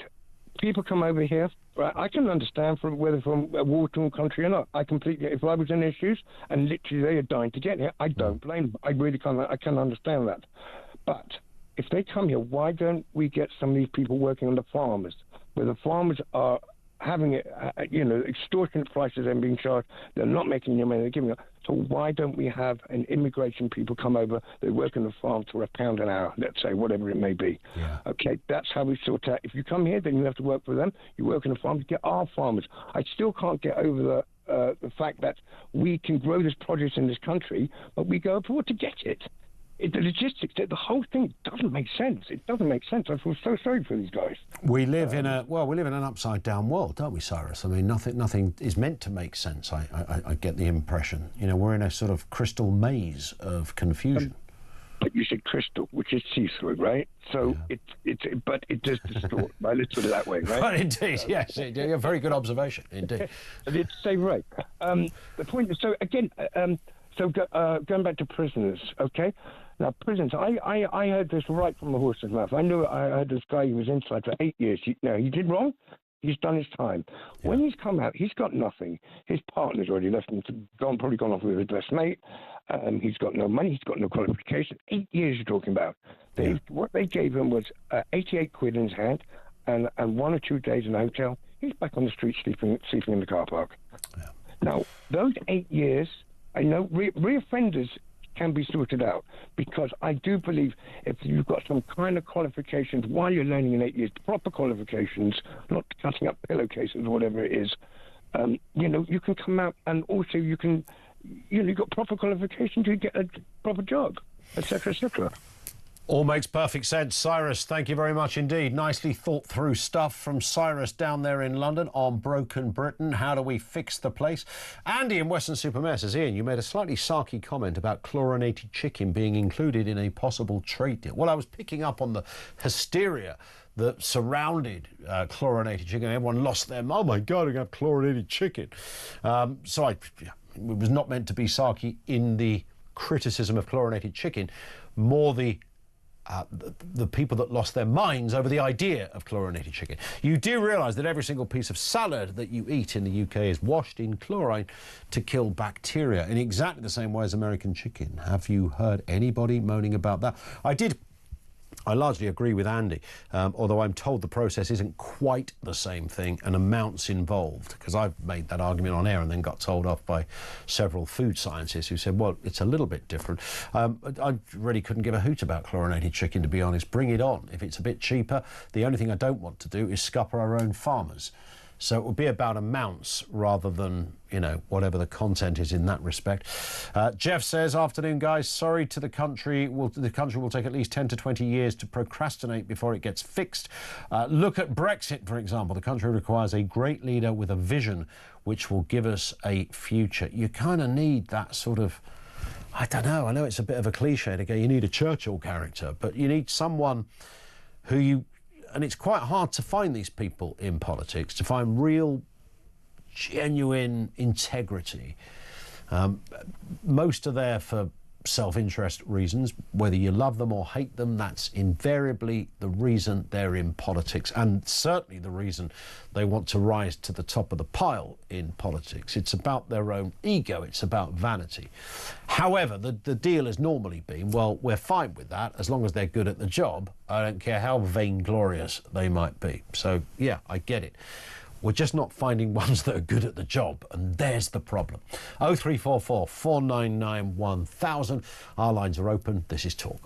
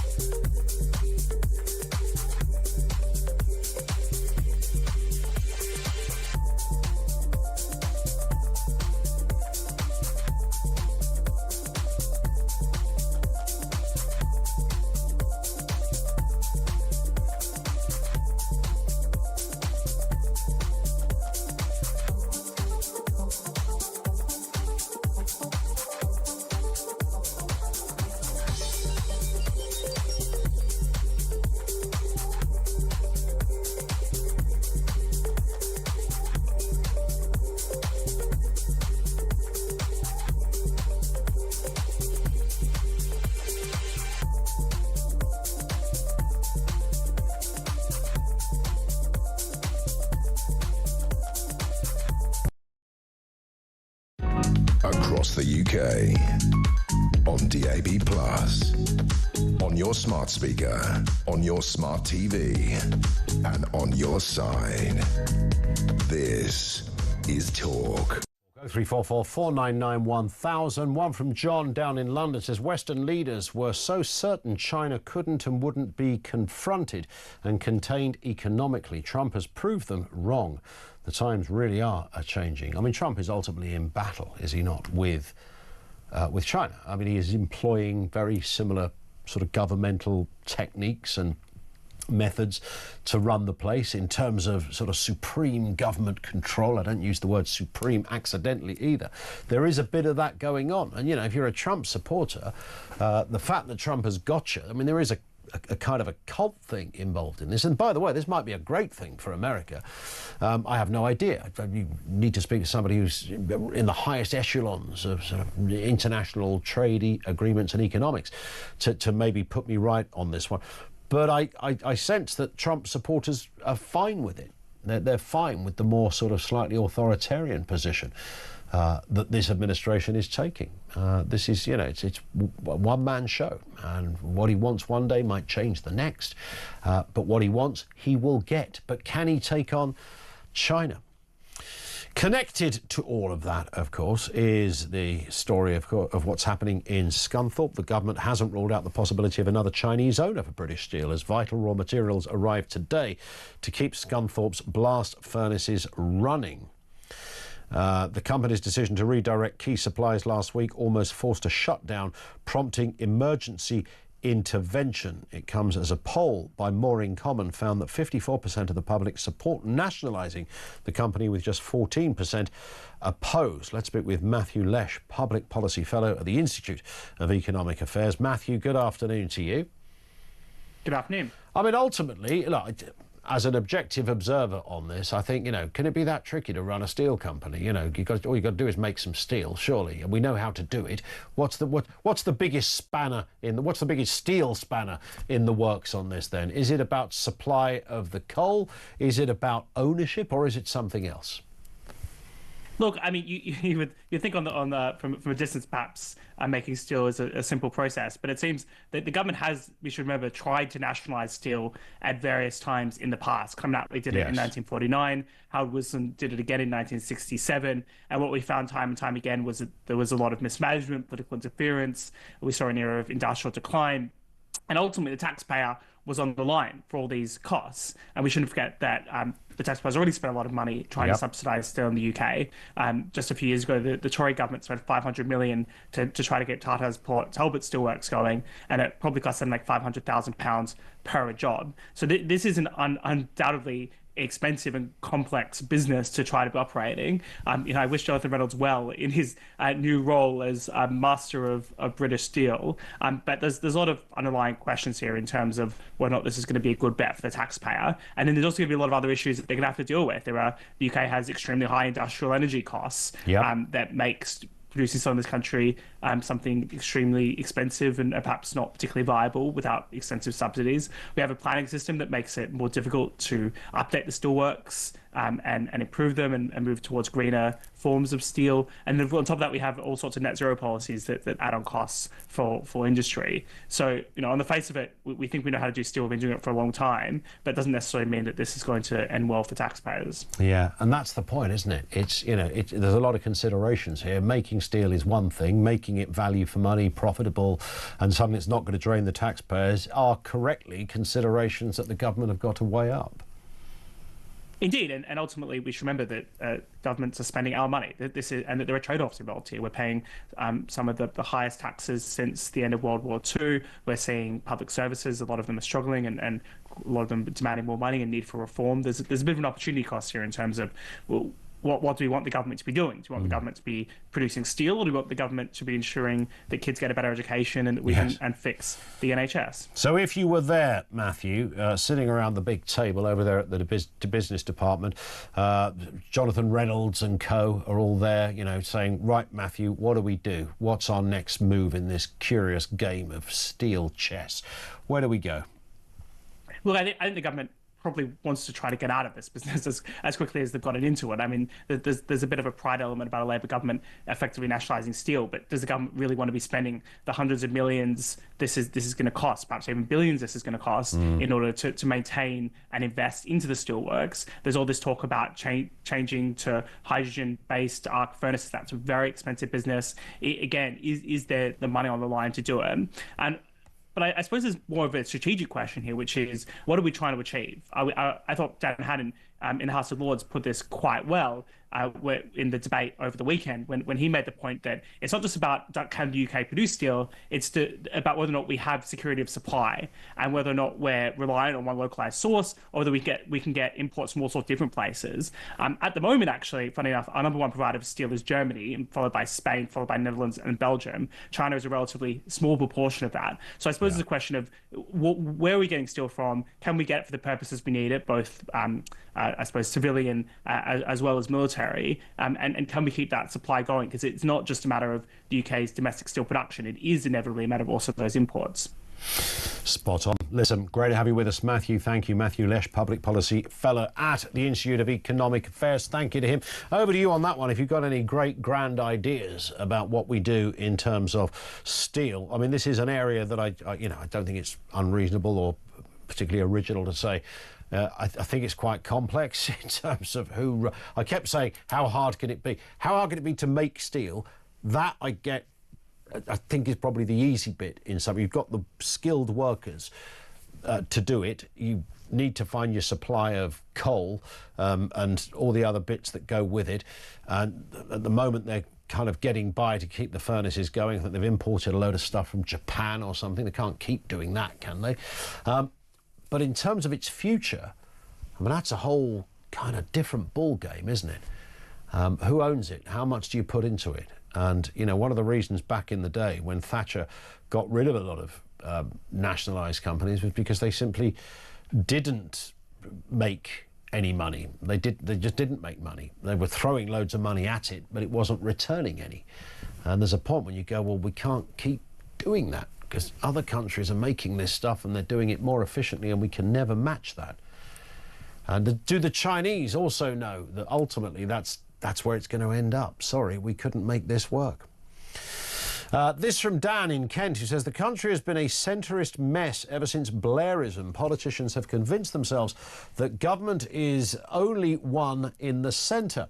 This is nonsense. Thatcher had 3 terms on the basis of capitalism. And if we want things to get working again, we need left-right politics back. Yes, she did, but many of Thatcher's policies seem, even the capitalist policies, don't seem that capitalist now to many people. That there are parties out there, Reform and others, that are advocating something more radical than just what Thatcher did back there, the whole Reaganomics era and Thatcher and Reagan and all that happened in '86 and the Big Bang and the wall coming tumbling down, etc. What is the next move on that one? 0344 499 1000. Herbie is in Harrow. Herbie, sort it out for us. Good afternoon, Ian. Good afternoon. Well, Ian, I think what we need is new management to run the country. It's in such a state. None of them have got a clue in what to do and how to get us out of the trouble we're in. If I was running a country, the first thing I would have done, I would have brought in somebody that understands finance. I would have brought in somebody that understands electricity. I would get their advice so that they can guide me just to do what is right, so it doesn't cost us a fortune for the mismanagement, which is exactly what it is. Yeah. Absolutely disgusting. Any other company would have gone bust, and they would have put new heads of this to run it to make sure it works correctly. They don't have a clue, Ian, and we are the people picking up the tab every time. Yep. What else can we do? It's just ludicrous that we've got such irresponsible people that are taking money out of our pocket without any worry about it whatsoever. It doesn't come out of their back pocket, does it, Ian? No. They don't have to pay it back, and they're not accountable. Never. What are we going to look like in 20 years' time, Herbie? God knows, Ian. I'll tell you what, I'd hate to think, to be honest, because if we're going to carry on the way we're carrying on, we're all going to be in the doghouse, I think, or the workhouse, one of the two. I can't remember, what's going to be worse or best. Ian, don't they see the damage they're doing? Are they that incompetent that they can't see the pressure they're putting under everybody? Can't they understand what it's like to run a business? Because they don't even know. They've never run one. None of them had a good job in their lives, I don't think. Yeah, 100%. And I don't think anybody on the front bench has ever run a business. Well, exactly. Well, which is terrifying, really, that at least one of them might have run something. Imagine running the government, having never had any connection to running a business or having a senior role in running a business. Well, the thing is, Ian, is that I've made mistakes in my life, and I don't mind admitting that. Yeah. And I was trying to campaign to teach people that are coming into the world today to how to get business going, how to succeed with it, how to work with it, how to make it, workable and expandable, so that we can progress. We don't want to go backwards, we want to go forwards. But there's nobody there to help you at the end of the day. You're on your own, Jack. Forget about it. It's like when I became diabetic. There was nobody there to tell you what to do. When we became a mentor to help people that are becoming diabetes, the NHS, after teaching 13 of us, cancelled the scheme, which was crazy. It's exactly the same thing. It's exactly the same. Yeah, I get it. It's the diabetes analogy. Well, yeah. If you don't understand what's wrong with you and how to cope with it, Ian, how can you get yourself better? Because when they asked me why did I apply for it, I said, I didn't. You asked me, and I said it's quite simple. 50% of the getting better is the medication. Yeah. The other 50% is you. Because if you don't follow the rule. Spot on. Herbie, on that point, a profound point as well. Thank you very much indeed. That's Herbie in Harrow. Don in Chelmsford, perhaps we should just acknowledge that managers in the public sector are just not competent to manage organisations. The steel move will no doubt end in fiasco, as would gas, water, railways, etc. Our public sector is substandard. There's a lot of urban myths, isn't there, about public ownership and nationalising things, and you can see the sort of seductive arguments. I mean, water was always a bit bonkers, that you allowed some people to get very rich out of something we already kind of own in that respect. But it is always worth countering, whether it's about rail travel, whether it's about your telecommunications, energy, etc. If you did renationalise all this stuff, none of that means it would be cheaper, which I think for many is the ultimate question. Will it be cheaper? So there's no guarantee just because the government run it will be cheaper. In fact, some argue it would be more expensive, but it certainly wouldn't be. There's no reason it would get cheaper just because the government own it.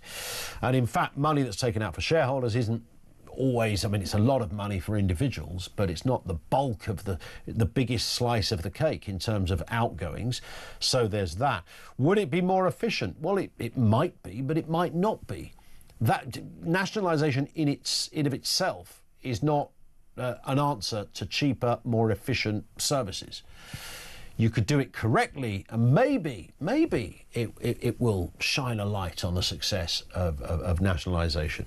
But the usual rule of thumb has been that if you stick it into a competitive market, then boy, do people start to move and make things work if they think there's competition nipping at their heels. So that's the theory behind it.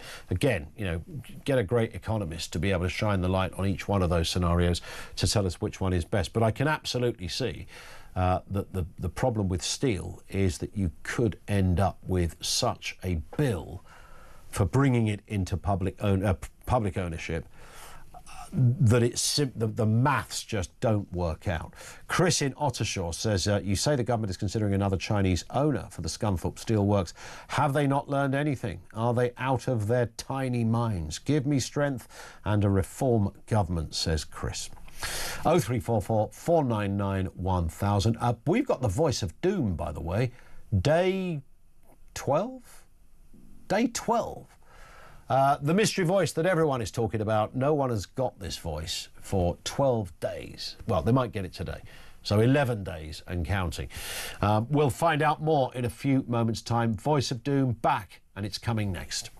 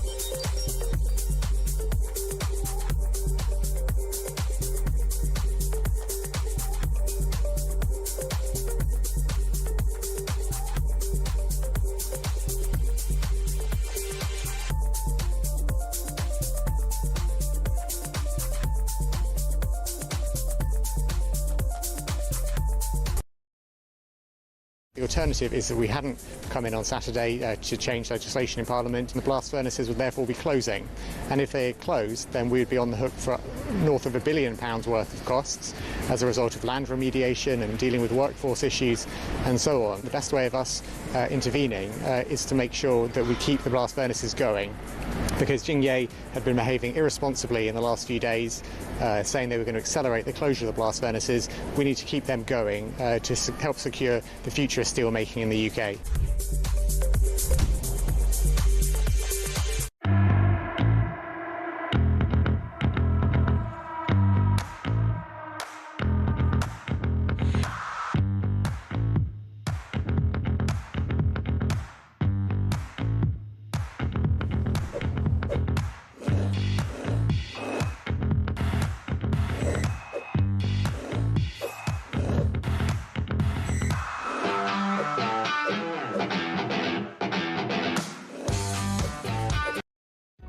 Across the UK, on DAB+, on your smart speaker, on your smart TV, and on your side.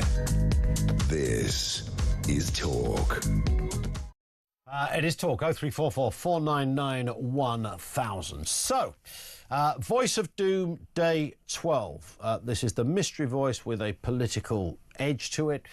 It could be a politician, could be somebody connected to politics, past or present. Nonetheless, it's political, right? So it's a voice. You've got to try and identify the voice. For 11 long days, no one has come up with the correct answer. Our record on the Voice of Doom is 14 days, so this is hot on the heels of the record. So we'll play you the voice. If you think you know who it is, don't phone in, by the way, because we ain't giving away any prizes on this, but you can message in if you want to take part. Here's the mystery voice.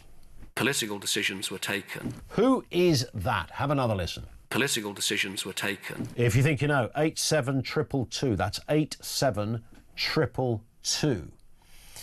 Again, don't phone. But if we get a right answer, we will reveal who it is right after the news at 3 o'clock. If we don't, it rolls over for day 13 tomorrow. Here's the voice one more time. Political decisions were taken. 87222. If you've got a clue who you think that might be. Our lines are open. Hopefully, fingers crossed. Come on, look, we've had harder ones than that have gone on day one, so I'm kind of surprised. Do I give you a bit of a clue? Is it a household name? Not really, but kind of in that realm of politics. A lot of the ones that have been snapped up on the first day of playing it have been no more or less well known than this voice. I can tell you that much. 87222 if you think you know. We'll go back to your calls in just a couple of moments. This one comes in from Chris. On the topic of governance, we have a generation of people that have been told what to do for 40 years and are not ready to lead. A narrow vision and status quo, overburdened with legislation and ancient treaties. That's a good point. And this one comes in from John in London. Western leaders were so certain China couldn't and wouldn't be confronted. I think I read this, but I'm going to read it again because it's important. And contained economically. Trump has proved them wrong. The times really are a-changing, says John. Reference steel, Scunthorpe, tariffs, Trump, and, of course, people's jobs and livelihoods, ultimately. Back to your calls. Hazel is in Hampshire. Hazel, how are you doing? Yeah, I'm all right. I'm fine, thanks. Good. Fire away. What have you got for us? I was just thinking about the craziness of bringing coal in from another country. It's a bit weird, right? When you could burn your own coal. It would be cheaper to use your own coal from your own country. Yep. I mean, they tried to open a coal field, didn't they, a couple of years ago? There was meant to be something coal-y going on. What happened to that? Well, it went out the window when Labour came in, I think. Yeah, well, I think they didn't like the idea of even mentioning coal or oil. No, but I think on a more economic thing and common sense and miles travelled by sea, all that thing, you'd have thought that using our own coal would be a better idea, and it would give jobs to people in the mine, and it would be cheaper to produce the steel. Well, it should be in theory. But, in theory. Yeah, but we'd have to go back to being a coal-producing nation. And that's Miliband's nightmare. It's Miliband's nightmare. But even if Miliband wasn't in the equation, would we ever be able to go back to? At speed we could, but could we do it in time to get an industry, what you'd call an industry in coal? Well, if we start now, I mean, all the time you sit and talk about it, nothing's getting done. 100%. They should be getting their finger out. 100%, yeah. It's a Absolutely no-brainer. right. Absolutely right. Yeah, it is. So that's what I want to say to them. There it is. Hazel, thank you very much indeed. Hazel in Hampshire. Philippa is in Dorset, just down the road. Philippa, how are you doing? Hi, Ian. I'm great, thank you. Good. What are your thoughts? I've got some policies that I've written down. I'm going to list them off to you now. Yeah, please This is do. To make made Britain. Yeah. So, King to dissolve Parliament and call a general election. Mm-hmm. Stop benefit payments to migrants, then detain and deport them. Yep. The elderly and those disabled people who cannot work, i.e. they've got lifelong disabilities, uplift the state pension and disability benefits in line with the cost of living. Yeah. End wokerism, because that's what brought me to reform from Labour. Spot on. End all of that. Just keep things simple.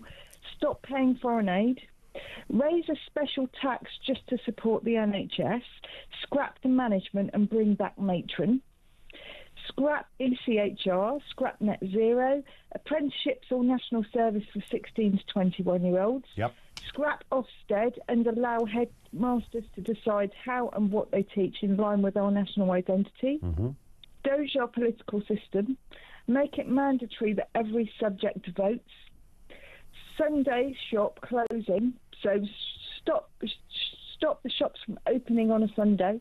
Bring back family time. Yep. And if people want to go to church, bring back the death penalty for those rightfully convicted of murder or paedophilia. So if it's like beyond any doubt that they've committed those sorts of crimes, then bring back the death penalty. And those are some of the ideas that I've written down while I've been listening to your callers, and some of your callers have had some amazing ideas. Yeah, yeah. I think they're great. You see, when you read out a list like that, I reckon 90% of people, if not more, Philippa, would go, that just all makes common sense. Why don't we do that? Yeah. Why? I mean, I'm sure there's a very intelligent man or woman sitting in Whitehall somewhere will go, no. You think you could do that, but actually, when it comes to it, you can't.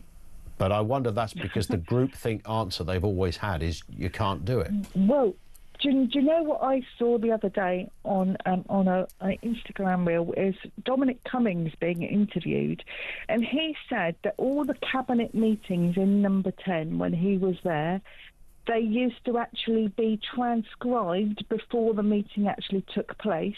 So what was going to be said by the Prime Minister and the answers from the MPs, the cabinet ministers, were all transcribed as well, so they knew what they had to say. If anybody diverted from that, then the meeting was stopped or they were put back on track to what was being... So essentially reading through a script to go through the kind of rigmarole of having a cabinet meeting. Almost as if there was a deep state behind the actual cabinet running the country, and it wasn't actually the PM. Well, I've never heard that before. That's an intro. It might be an exclusive on the programme. I love it. Philippa, you've been great. Thank you very much indeed for that. I want to get a word in from Jill in Cornwall. We've not got long, Jill, but I'm sure you can do it. What are your thoughts? Well, thank goodness for your channel. That's all I can say. Yeah. I think there are more people that agree that this country is just going the wrong way, and no one is listening. That's what I'm upset about. Everyone you speak to and the presenters of the show and everything put forward our views, and their views that so many people feel the same about.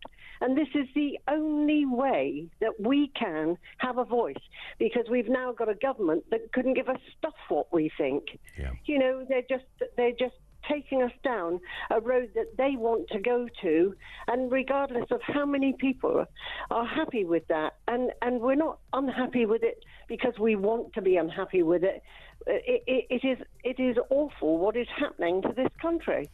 And if we didn't have talk, what would we do? Well, listen, it's very generous of you to say that, Hazel, and a lot of people continually and increasingly are thinking that. I'm glad you're there. Stay with us as well. Hazel, thank you in Hampshire. There's her comments. Coming up, have we got a winner on The Voice of Doom? Here's The Voice. Political decisions were taken. Any ideas who that might be? 87222, don't phone in. We'll hopefully tell you after the news at 3.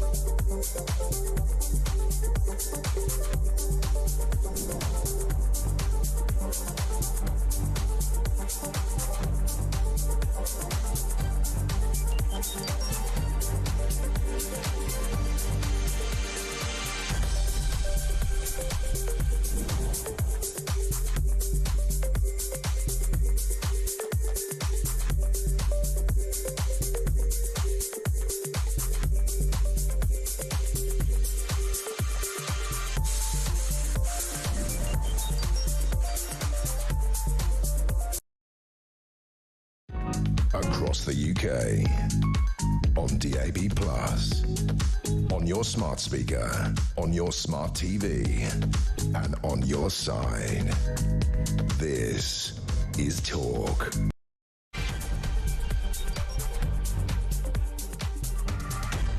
Coming up on 3 minutes after 3 o'clock. Yeah, welcome back to the home of common sense. As we've been discussing, that red wall poll showing absolutely massive. 68% believe Britain is broken. So 2/3 of us reckon we are knackered and scuppered. We're up the proverbial without even anything that resembles a paddle. Also in that same poll, support for Nigel Farage's Reform UK overtaking Labour as voters prioritise the obvious areas of life, like immigration, the NHS, economic reform. It's all pretty simple stuff.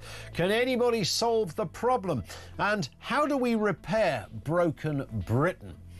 That question looms. We continue to take your calls. Also this afternoon, prison officers say they fear being beheaded by Islamist extremists in Britain's most dangerous terror units, where Manchester Arena bomber Hashem Abidi doused staff in hot oil and attacked them with blades made out of a baking tray. I mean, goodness me, how did this person ever get near any kind of implement? For God's sake. These are the lowest of the low and the most dangerous. They have nothing to lose, and that's why they are the most dangerous. Stick them in solitary. I know we don't have solitary in this country, but whatever's the nearest segregation we do have, stick them into that and mean it. And a whopping listen to this, 7,700 corner shops and off-licence could shut, and 70,000 jobs lost under Keir Starmer's smoking crackdown, with a report warning that tobacco and vapes bill will devastate small businesses. That figure is massive. We're going to investigate and bring you the latest a little later in this hour. Everything you need to know, all the breaking news, right here on Talk 0344 499 1000. So, the voice of doom, day 12 of the voice of doom. This is what we've been trying to solve. Okay, I know I keep saying this. We've had harder voices than this that have, you know, I think really tricky ones that have been guessed on day 1 or day 2. This one won't stop, it seems. We're on day 12, but have we got a winner today? Let's have a listen to the voice again. Political decisions were taken. Who is that? Matt Hancock? No. These are some of the guesses. Dominic Raab? It is not. George Eustace? No. Mel Stride? It isn't. Nick Dubois guessed Mel Stride, by the way. He sent Finn, one of our producers, a text saying, is it Mel Stride? Nick, it isn't Mel Stride. Mark, and I hope you're well, by the way. Mark Francois? It is not. Gwen Towler? It is not. Ian Duncan Smith? No. Tom Tugendhat? No. Angela Rayner? Definitely not. Stuart Jackson? It isn't. Nor is it Edwina Curry, you might be surprised to know. Let's have a listen to the voice again. Political decisions were taken. And the answer is... we haven't got one. It's another rollover. Tomorrow, day 13 of the Voice of... We've only got a 4-day week this week and a 4-day week the following week. So if it doesn't go this week, it's not back till next Tuesday. Thoughts on that? Keep it in mind. 2:45 tomorrow, the Voice of Doom returns. Now, prison officers say they fear being beheaded by Islamist extremists inside Britain's violent separation units for terrorists. It follows an attack at Franklin Prison, where the bomber Hashim Abidi doused staff in hot oil and then slashed them with homemade blades. It's thought the hate preacher Anjem Chowdhury is suspected of influencing the attack. Meanwhile, the Shadow Justice Secretary Robert Jenrick warns that Islamist gangs are taking over prisons, with 45% of inmates at Whitemoor Jail now identifying as Muslim. Let's speak with Sam Samworth, former prison officer and host of the Real Porridge podcast. Afternoon to you, Sam. Ian, how are you doing? Good as gold.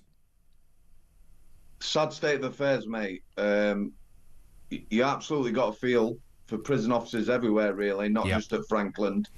For me, it's down to the establishment, this, Ian. There's people who you are not going to rehabilitate.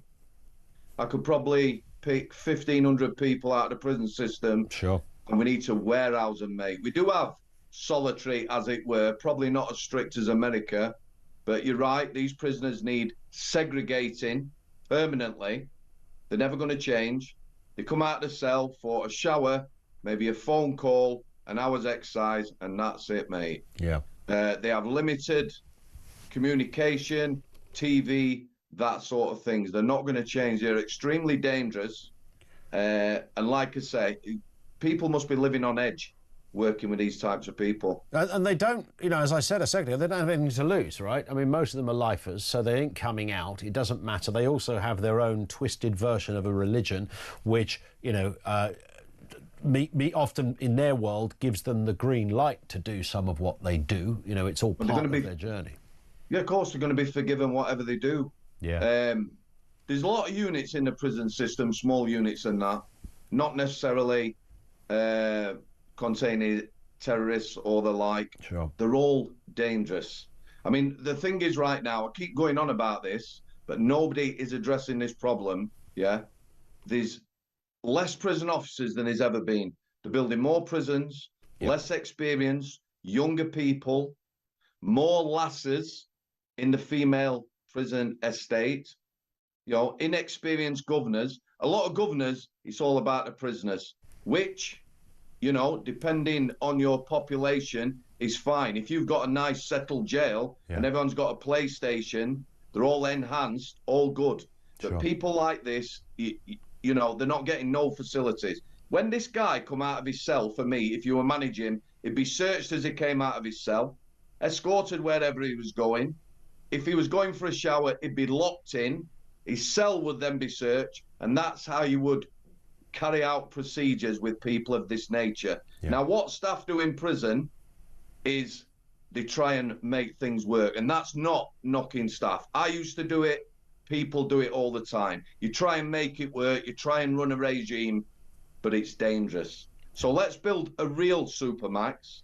Let's pluck the real dangerous ones, and every prison will have them. Every officer will know who they are. Put them in a supermax, like in America. If they come out of the cell, they're on their own, locked in places, etc. But the Muslim thing, you know, people are talking about it now. 25 years ago this was happening. 20 years ago in strange ways, a lad from Salford said to me, I've got 10 years, Mr. Samworth. I can't fight him. I can't spend it down to segregation. I'm just doing what I need to do to survive. Wow. So there was, and that, as distinct from any other religion, Sam, that was happening, right? There seemed to be a sort of cartel of Islamic prisoners that sort of wielded this kind of influence and power. Listen, let me tell you, yeah. So I work 2 prisons, private and public sector.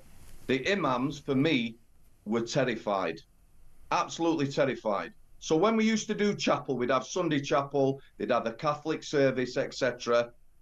Everyone would go along, nice and quiet, like you'd expect if you went to the church on the outside. Muslim prayers. The vast majority, and this is important, Ian, will be there to pray. You get a minority who will be playing up, refuse searches from female staff and the like, you know, extreme views, as it were.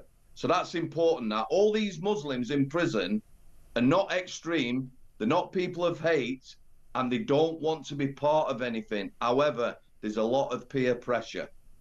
And that is important to say. Yeah. So anyone who's radical, you know, extreme, and like I say, every prison will know these people. Let's warehouse them.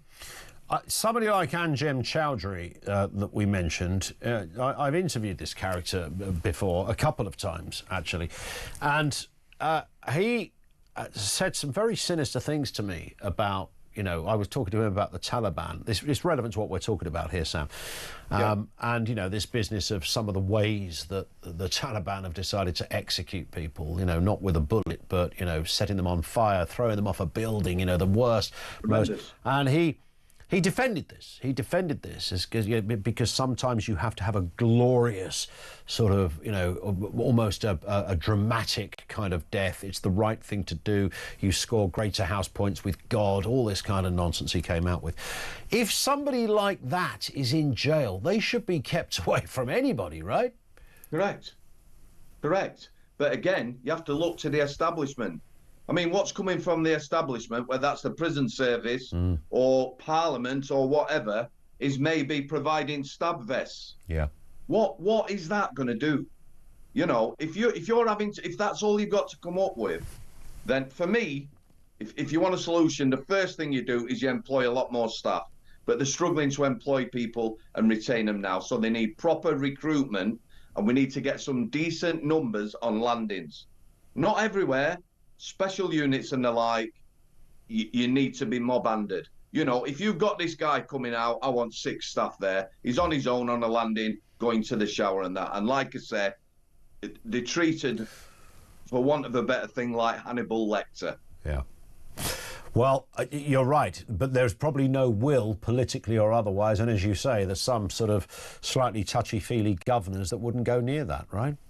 Correct. Of course it is. It's all about the prisoners and their rights. Yeah. The other problem, Ian, is, again, I feel for the officers, and I mean that. I can't even imagine what it's like, mate. There's no amount of money on earth would make me go back into that job.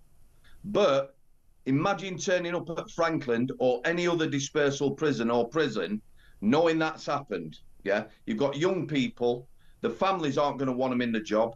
You know, there's people with mortgages and that. People will be turning up, spending half an hour in car park, terrified, you know, maybe vomiting. I've seen that before, before going into work. It's wrong, mate. It's very wrong. It is wrong. And the solution is there. But does anyone want to take that leap? Listen, Sam, Great to have you on. Thank you, Sam Samworth, former prison officer. He's the host of the Real Porridge podcast. Download it. It's totally free. Have a listen to that. There's a lot of inside stuff and anecdotal stories and all sorts on there. It seems to me beyond extraordinary. I hadn't really correlated the Anjem Choudhury story. He came in, when I was on TalkSport, he came in one night. He brought about 12 henchmen with him. It was really tricky. You know, any person that comes in with 12 people who look like they mean business, you would be slightly wary of. So I'd met him there, and then about, I don't know, 5-6 years ago, myself and Douglas Murray, the writer who was on Julie, you'll know Douglas Murray if you like your politics, and the great commentators on the state of play in the 21st century. Douglas, up there with Jordan Peterson, is a bit of a go-to name. So we were asked by the Daily Express to do this kind of interview, and Anjem Choudhury was the other guest. So I was doing the interview. Douglas was going to be one of the guests, and Anjem Choudhury was the other one. Before we started filming, they worked out that the only way to film this was to have Douglas Murray and Anjem Choudhury sitting next to each other, not me in the middle. And Douglas said to me, "Can you go in the middle?" He said, "I don't want to sit next to this guy. It's awkward. It's horrible, and he's a horror. I don't want to sit next to this man." And we couldn't do that because it would have been bizarre to have me in the middle, just the way it was filmed. I'd have been looking left to right each time I asked them a question. So TV doesn't really work in that way. So we had to sit next to him. It was about half an hour we recorded this thing from, and Douglas at the end of it, just, you know, he legged it for the door. He said, "I'm off." And I said, "Fair enough." But Choudhury hung around for a little bit, and that's when he started telling me about his support for the Taliban and the like, and what they do. And I said to him, "You know, what's the deal with, you know, the sheer evil nature?" And he said, "No, this is not a bad thing. You know, this is a good thing. Throwing gay people off buildings, you know, you have to do this kind of stuff. It's the way that God would want, this glorious statement of death. And, you know, sometimes these things are the right things to do." And he was, and I thought, wow. I'm speaking to a lot of extremists over the years, left, right, and all sorts of other areas. I've never heard one kind of defend clearly the demonstrable indefensible, but he did. That was his belief. So if this fella is on the inside of prison talking to other prisoners, he wouldn't care if an officer got stabbed in the neck or had boiling butter thrown over their face. He would delight in that. He would be celebrating. It would be a victory. And again, these characters are in jail for a long, long time. In the case of Abidi, for 55 years, he ain't coming out. They don't care. So firstly, it doesn't matter to them. They don't care what happens to them. And secondly, they believe they've got the protection of God because they are mental, these kind of extremists. And we have a problem with that in this country, and we have a problem with it on the insides of our jail as well. 0344 499 1000. Let's go back to your call. Simon is in Hampshire. We're talking broken Britain, Simon, but how do we fix it? Good afternoon. Yeah, afternoon, Ian. Nice to speak to you again. You too. Yeah, it's one of the biggest problems, in my opinion, is the fact of the civil service employment regime or rules that basically their understanding or their process is that everybody has transferable skills. Yeah. Therefore, if you can do their SIFT and competency applications and put in the right buzzwords in the right order, you will get the position, whether you have any experience in that job or not.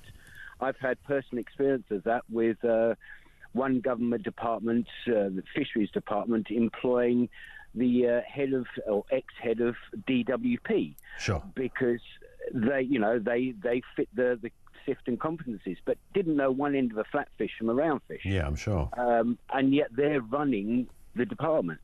And that happens all the way through civil service, where, you know, they will employ anybody if they can wang-fangle the 250 words requirements in the way that they want it. 100%.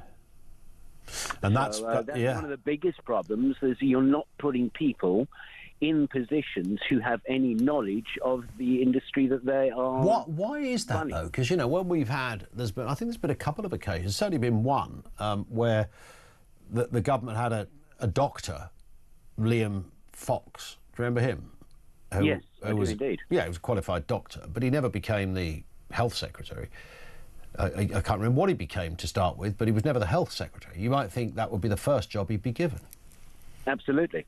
But no, it just seemed otherwise. I think it's all around this, the ideology of, everyone is the same as everybody else, and as long as you've got a skill set in running a Cub Scouts, pack, then you can run a government department because it's just a scaled up version of that. Well, you might think so. And he was also quite a radical guy, so I think he would have probably shaken it up, which makes you wonder, is that the reason why he didn't get the job? More than likely. Would there have been pressure to say, don't put him in charge because he'll probably want to change it? Well, that's what we need. But somebody didn't want to. Absolutely. Somebody who needs to change and make those hard decisions that unfortunately are not short-term politics. Yeah. You've got to make long-term decisions, whether you're going to get the kudos for it or not. Spot on. Yeah, and that's the thing. It shouldn't matter whether you get the kudos for it in some respects, but of course these guys are, they work on a vanity spectrum as well as anything else. Simon, great call. Thank you very much indeed for that. Gary says, if you are bright, forward-thinking and an innovative person, why would you go into politics? Just look at Elon Musk. He fits the bill. He's put his head above the parapet. He's got involved in politics, taken an axe to the bloated public sector in the USA, which is exactly what most of us think should be done here to the public sector. But what thanks has he got for being different and thinking outside the box? His car showrooms are being burned down. That's what the truth is, Ian. The public get the politicians we deserve. It's a great point, isn't it? I mean, the Elon Musk sort of hysterical, in fact, it's more than just hysterical, that kind of slightly makes it sound funny. There's nothing funny about the level of vandalism, and God knows what's happened to people, people having their tyres put down because they dare to drive a Tesla, and their main problem is they don't like the man that owns it. Really? Has that become a thing now? You don't like the person, so therefore you're going to burn down their factory or somehow stick, something on their paintwork or slash the tyres. Great point, Gary. Thank you for that. 0344 499 1000.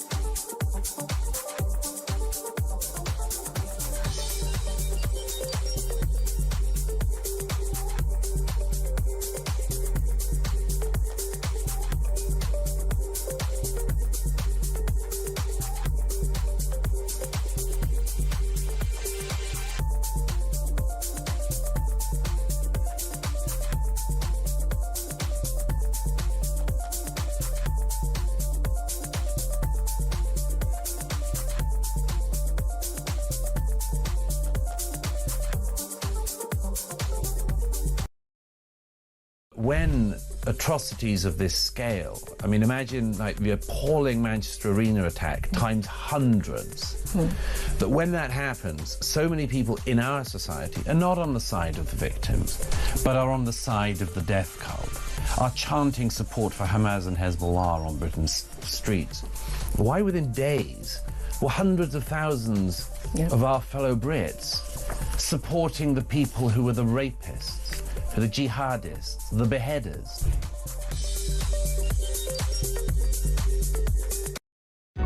Across the UK, on DAB+, on your smart speaker, on your smart TV, and on your side. This is Talk.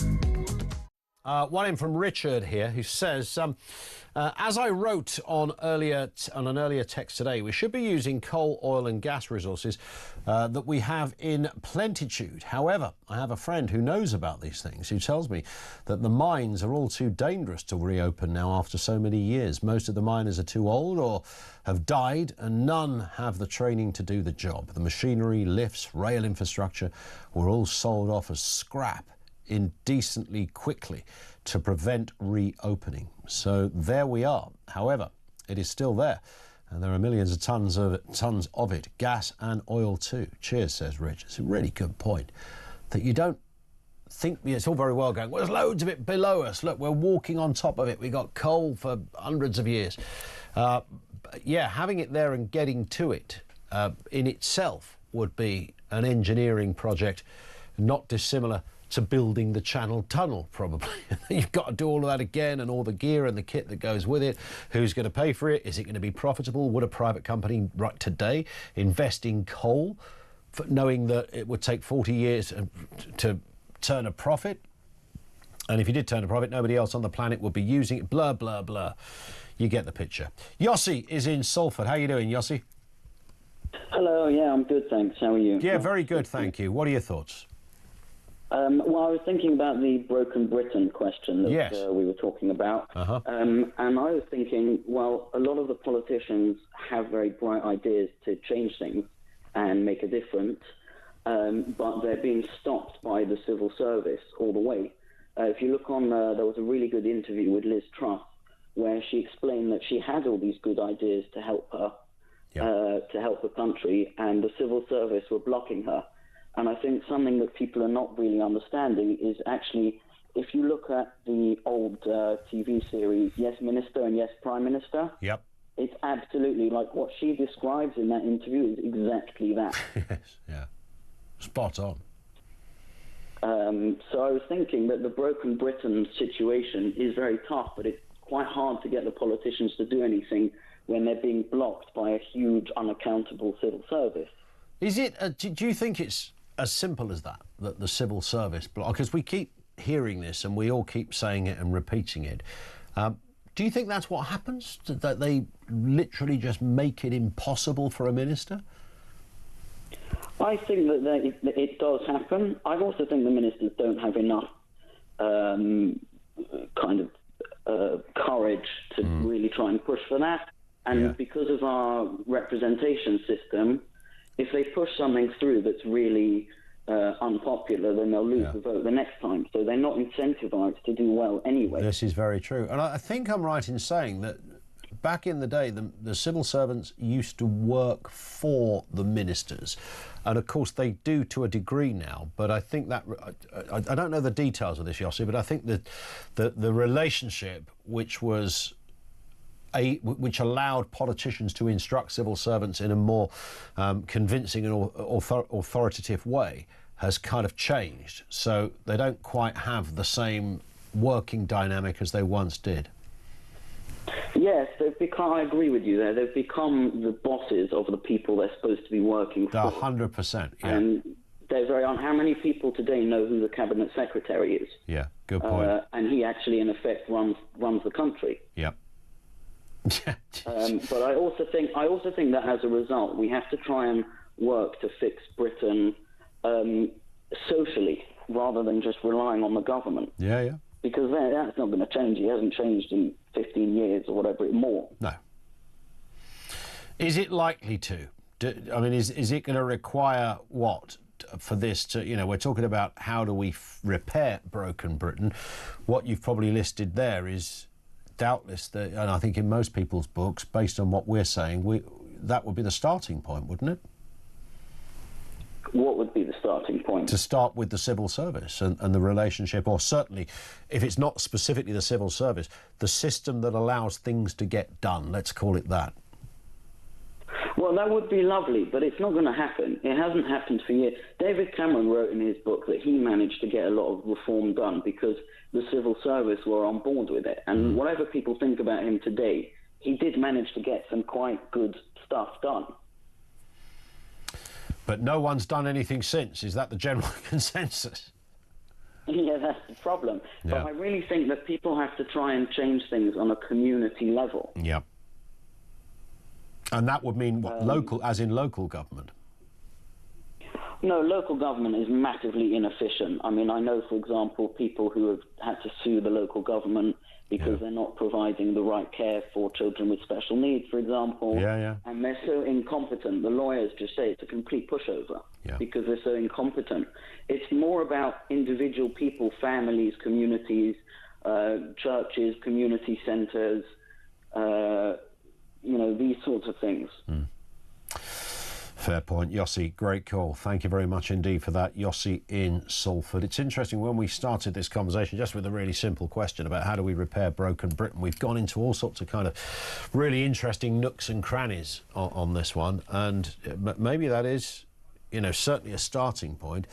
Not just who runs the show, not just the policies, but how policies get into place in the first place, or don't get in place to begin with, and the speed of how we do democracy. Look, we don't have executive orders like they do in America, and even those executive orders, as we're now witnessing, are subject to legal challenges, and many of them don't see the light of day. There's a great blaze of publicity when Trump or whoever the president happens to be announces another executive order, usually at the beginning of their time in office, and then they throw it out there, and you realise, half of them, nothing happens because they're challenged, and the challenge is thrown into the long legal grass, and on it goes. So we do have a system of democracy. The parliamentary system is quite authentic, and the double checking of the upper house. I know I'm not a great fan of the House of Lords, but when it works properly, it's a good system. So it's checked, it's double checked, it's debated, you can throw in amendments, you can discuss it more. I mean, yeah, they can get a bit creative with a bill, we know that. But the speed with which this stuff happens, the breathtakingly, I should say the pace rather than the speed, there's no speed involved at all in this, the breathtaking pace of getting stuff done is, as somebody who worked in that field at quite a senior level said to me, it is like turning round several oil tankers, but you're starting every day like that, and you will never ever see the fruits of your labour while you're working in the department or in that office, because it will take that long to turn it around. And there was a kind of famous quote of Tony Blair when he first came into office, and I think it was the Department of Education, and he said to it must have been the permanent secretary over there, who said, what is it you're looking to do, Prime Minister? He said, well, we want to do this, and then he gave him a sort of bullet point, abridged list of the top 3 or 4 things that the Blair government wanted to achieve. And he said, when would you like to do this by? And he said, well, hopefully in the next 6 months. Remember, Blair had never been in government, had never held a single position in government at all. So he wanted half a year, and the secretary turned around to him and said, what you're asking for will take, I think the guy said, about 20 years or something to put in place. You think, why? Why does it take that long? 0344 499 1000. More from you coming in a few moments' time. Plus, that shocking revelation that 7,700 corner shops and off licences could close. 70,000 jobs on the line here under Keir Starmer's smoking crackdown. We'll give you extraordinary. I think you can hear much more about this tomorrow as well. Extraordinary story. We'll bring you the details next on Talk.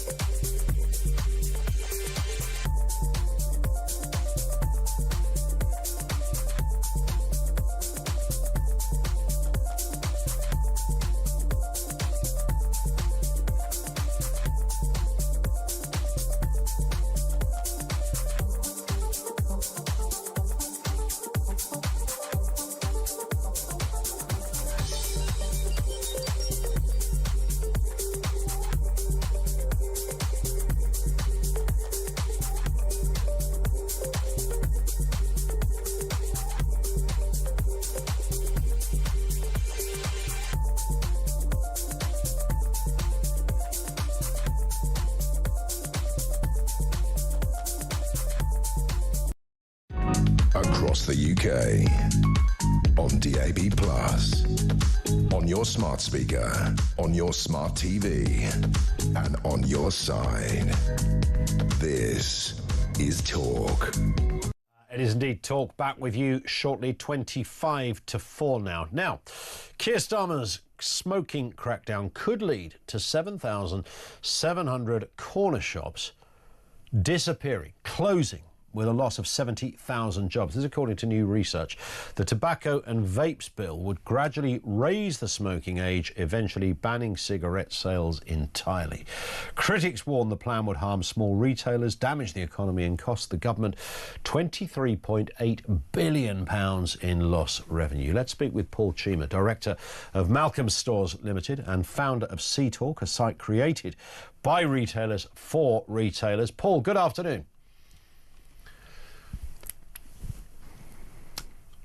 I think you might be muted, Paul. Do you want to give it a go with the old mute button?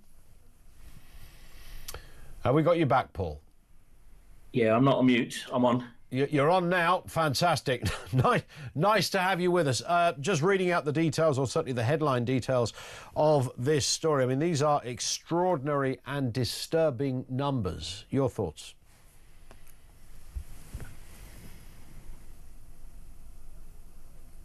And I think we're having a slight difficulty getting in touch with Paul, but fear not, we'll get him right back. Andy says this may be where dictatorships such as the communists have an advantage. They can make plans for 50 years plus ahead, whereas we can only make plans until the next election. It's a really good point, actually. And that one of the reasons that China has been this powerhouse of trade and industry is because, firstly, that the government are there forever. They always know that there's going to be no kind of weird challenges coming on. There's no dissenters in the round, one or two, but you know, we know what happens to them. Secondly, you can just about use slave labour in many of your industries, quite literally. We know about the Uyghur Muslims and what is happening there. So it's not costing you very much.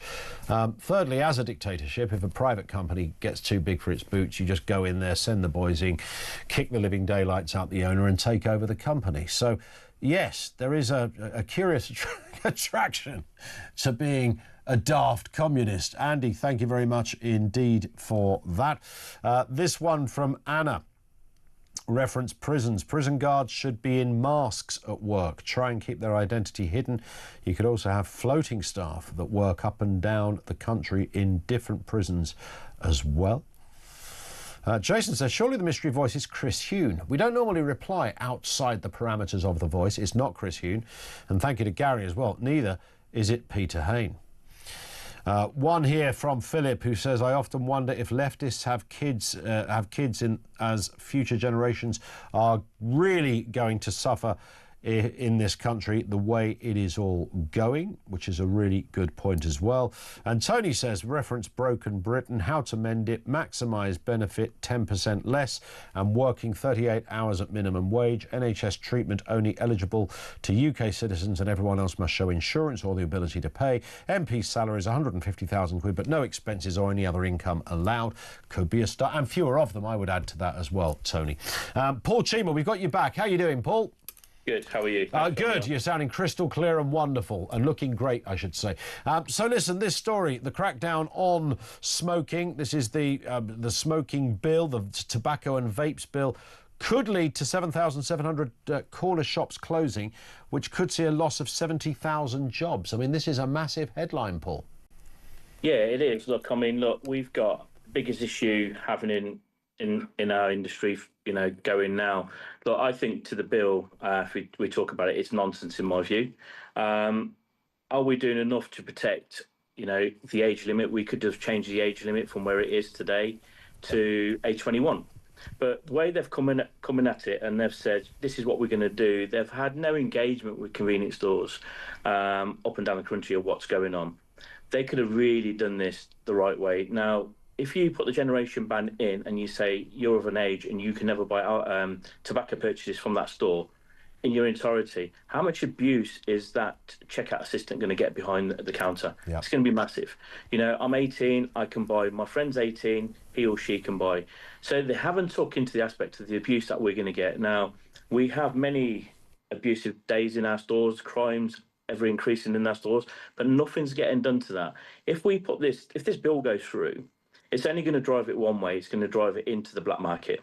So the black market today is bigger than it's ever been before. Sure. There's no resources for the local councils. I don't blame trading standards. In Coventry, we've got 2. I have stores opposite me that sell cigarettes for £3 and £5. They serve children, but there's nothing that happens to these stores that are actually giving us good convenience store operators up and down the country a very bad name. And I think if government were going to do anything, they should start off from the root of the problem first. Is what do we need to do for local councils? What do we need to do for local retailers, even the supermarkets? We've all got this problem coming to us. Instead, they've just said, right, this is what we're going to do. It's been approved by some ministers and we're going to go ahead with it. But it's not the result that we want. Yeah. We want to protect, yes, I don't smoke. Okay, that's me, my personal choice. But are we taking the choice away from consumers? You referenced to there's going to be job cuts. Of course there'll be job cuts. We had alternatives that we sold in our stores, which we got people onto a healthier choice, which is a smoke-free. But we've had to do that ourselves. Yeah. There's been no support from the government. Tobacco sales are declining year on year, but we're not tackling the biggest problem in this. This is illicit trade. It's costing the UK a lot of money every year. It's getting into the hands of children. And do they think by putting a generation ban, people will still not get cigarettes or vapes? I disagree. Yeah.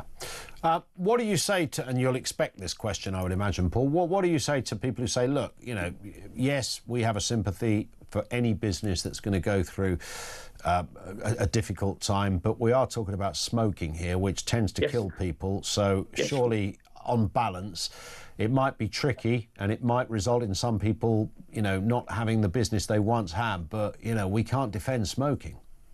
No, look, I mean, a lot of retailers, we've all switched and we've changed our business model so we focus more on fresh food in our stores. Okay, so we've had to do that as a business. But when smoking and smoking products count for such a big part of our business on a day-to-day basis, what will we have to do when suddenly you might have 16% of your daily sales through tobacco products? If that sale goes out of that basket, but it's not just the basket of cigarettes that goes, it's the knock-on effect of the other categories that when that shopper comes into the store goes as well. It's going to be sad to say, but jobs will have to go because we still have to manage our businesses at line. We don't want to see jobs go. And sometimes if you talk about the newsagents, that's the only place where that person might have that conversation on a day-to-day basis. Yeah. So, we've sat in many meetings now and we hear ministers saying, well, we don't smoke and we don't approve of this. Okay. That's not the answer to this. I've said for time and time again, this is nonsense. We need to look at different ways. Let's get around the table and let's talk about the impact of what this is going to have and the impact it's going to have going forward, which is going to be the illicit trade. And I'll reference back, it's bigger than it's ever been. I've never noticed this. My dad's been in business for 42 years. And in the last 2 years, the emergence of these pop-up micro-marts that are popping up everywhere that are selling these tobacco products, and they don't mind selling it to children, and they don't mind selling single cigarettes. That's our problem. So this is hence why I decided a couple of weeks ago to launch my own campaign. So it's www.protectyourstore.co.uk. And I've encouraged many delivery recorded letter requesting a meeting. Still today, I haven't had any response back. So if we're trying to do our bit and we're trying to be responsible retailers, what is the government doing back for us? I don't think they're listening. Yeah. How hopeful are you that you're going to get some kind of dialogue and some kind of more measured response to what is being planned? Well, I'd hope so. Look, many retailers up and down the country have got behind on this campaign. I've stuck my neck out on this, and retailers are getting behind and supporting this. What I would like is, yes, Jonathan Reynolds, picks up the phone or sends me a letter, say, Paul, can we get some retailers around the table and talk about the impact of what will happen to your stores and colleague stores up and down the country? Yeah, sure. Tell us about the illicit trade. What's going on in your local communities? What can we do better? what can we do better for trading standards and local police in your communities? But how can we make it better for you to trade?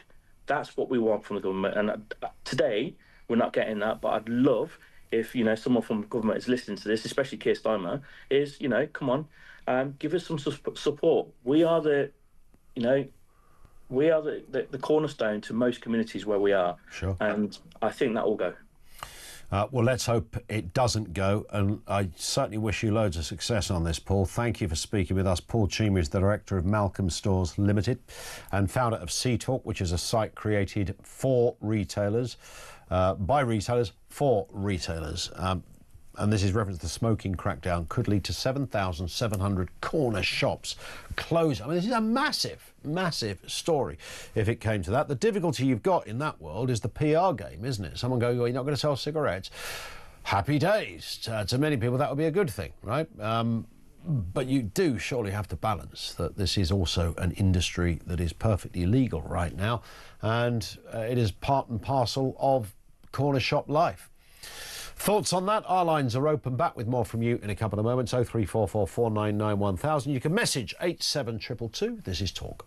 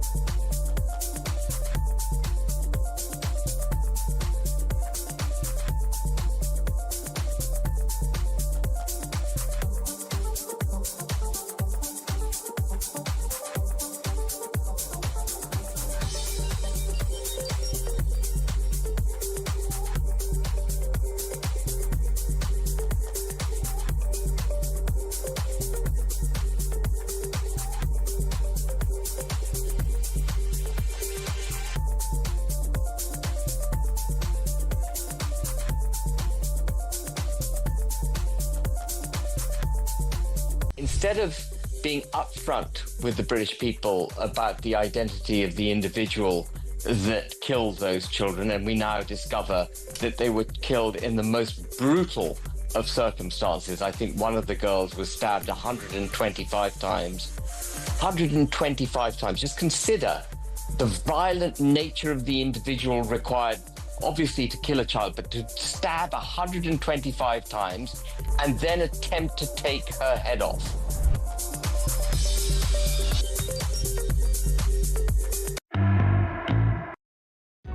Across the UK, on DAB+, on your smart speaker, on your smart TV, and on your side. This is Talk.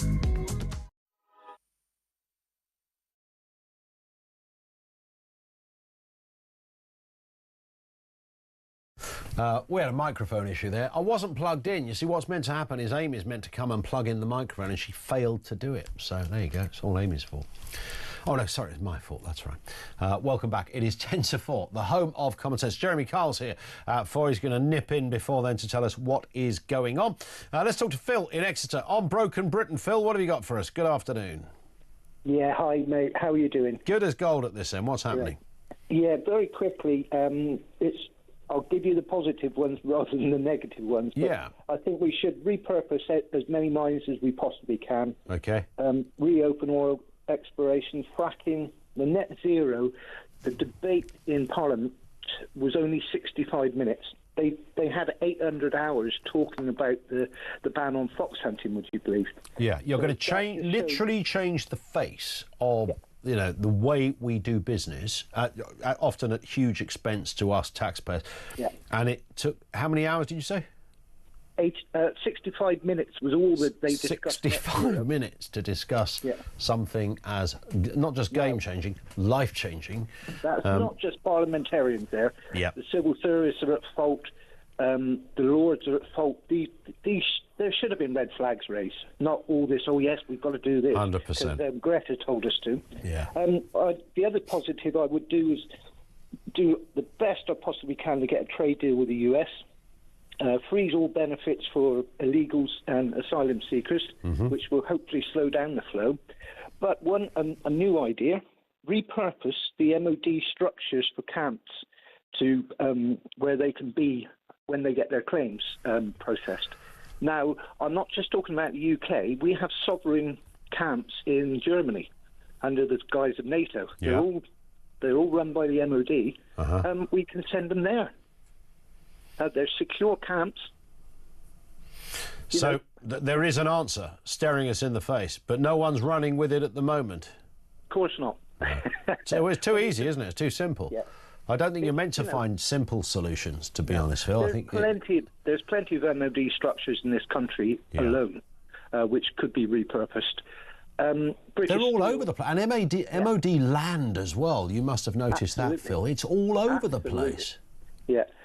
With regard to British Steel, I'm not talking about exporting steel, because obviously that's how to be profitable.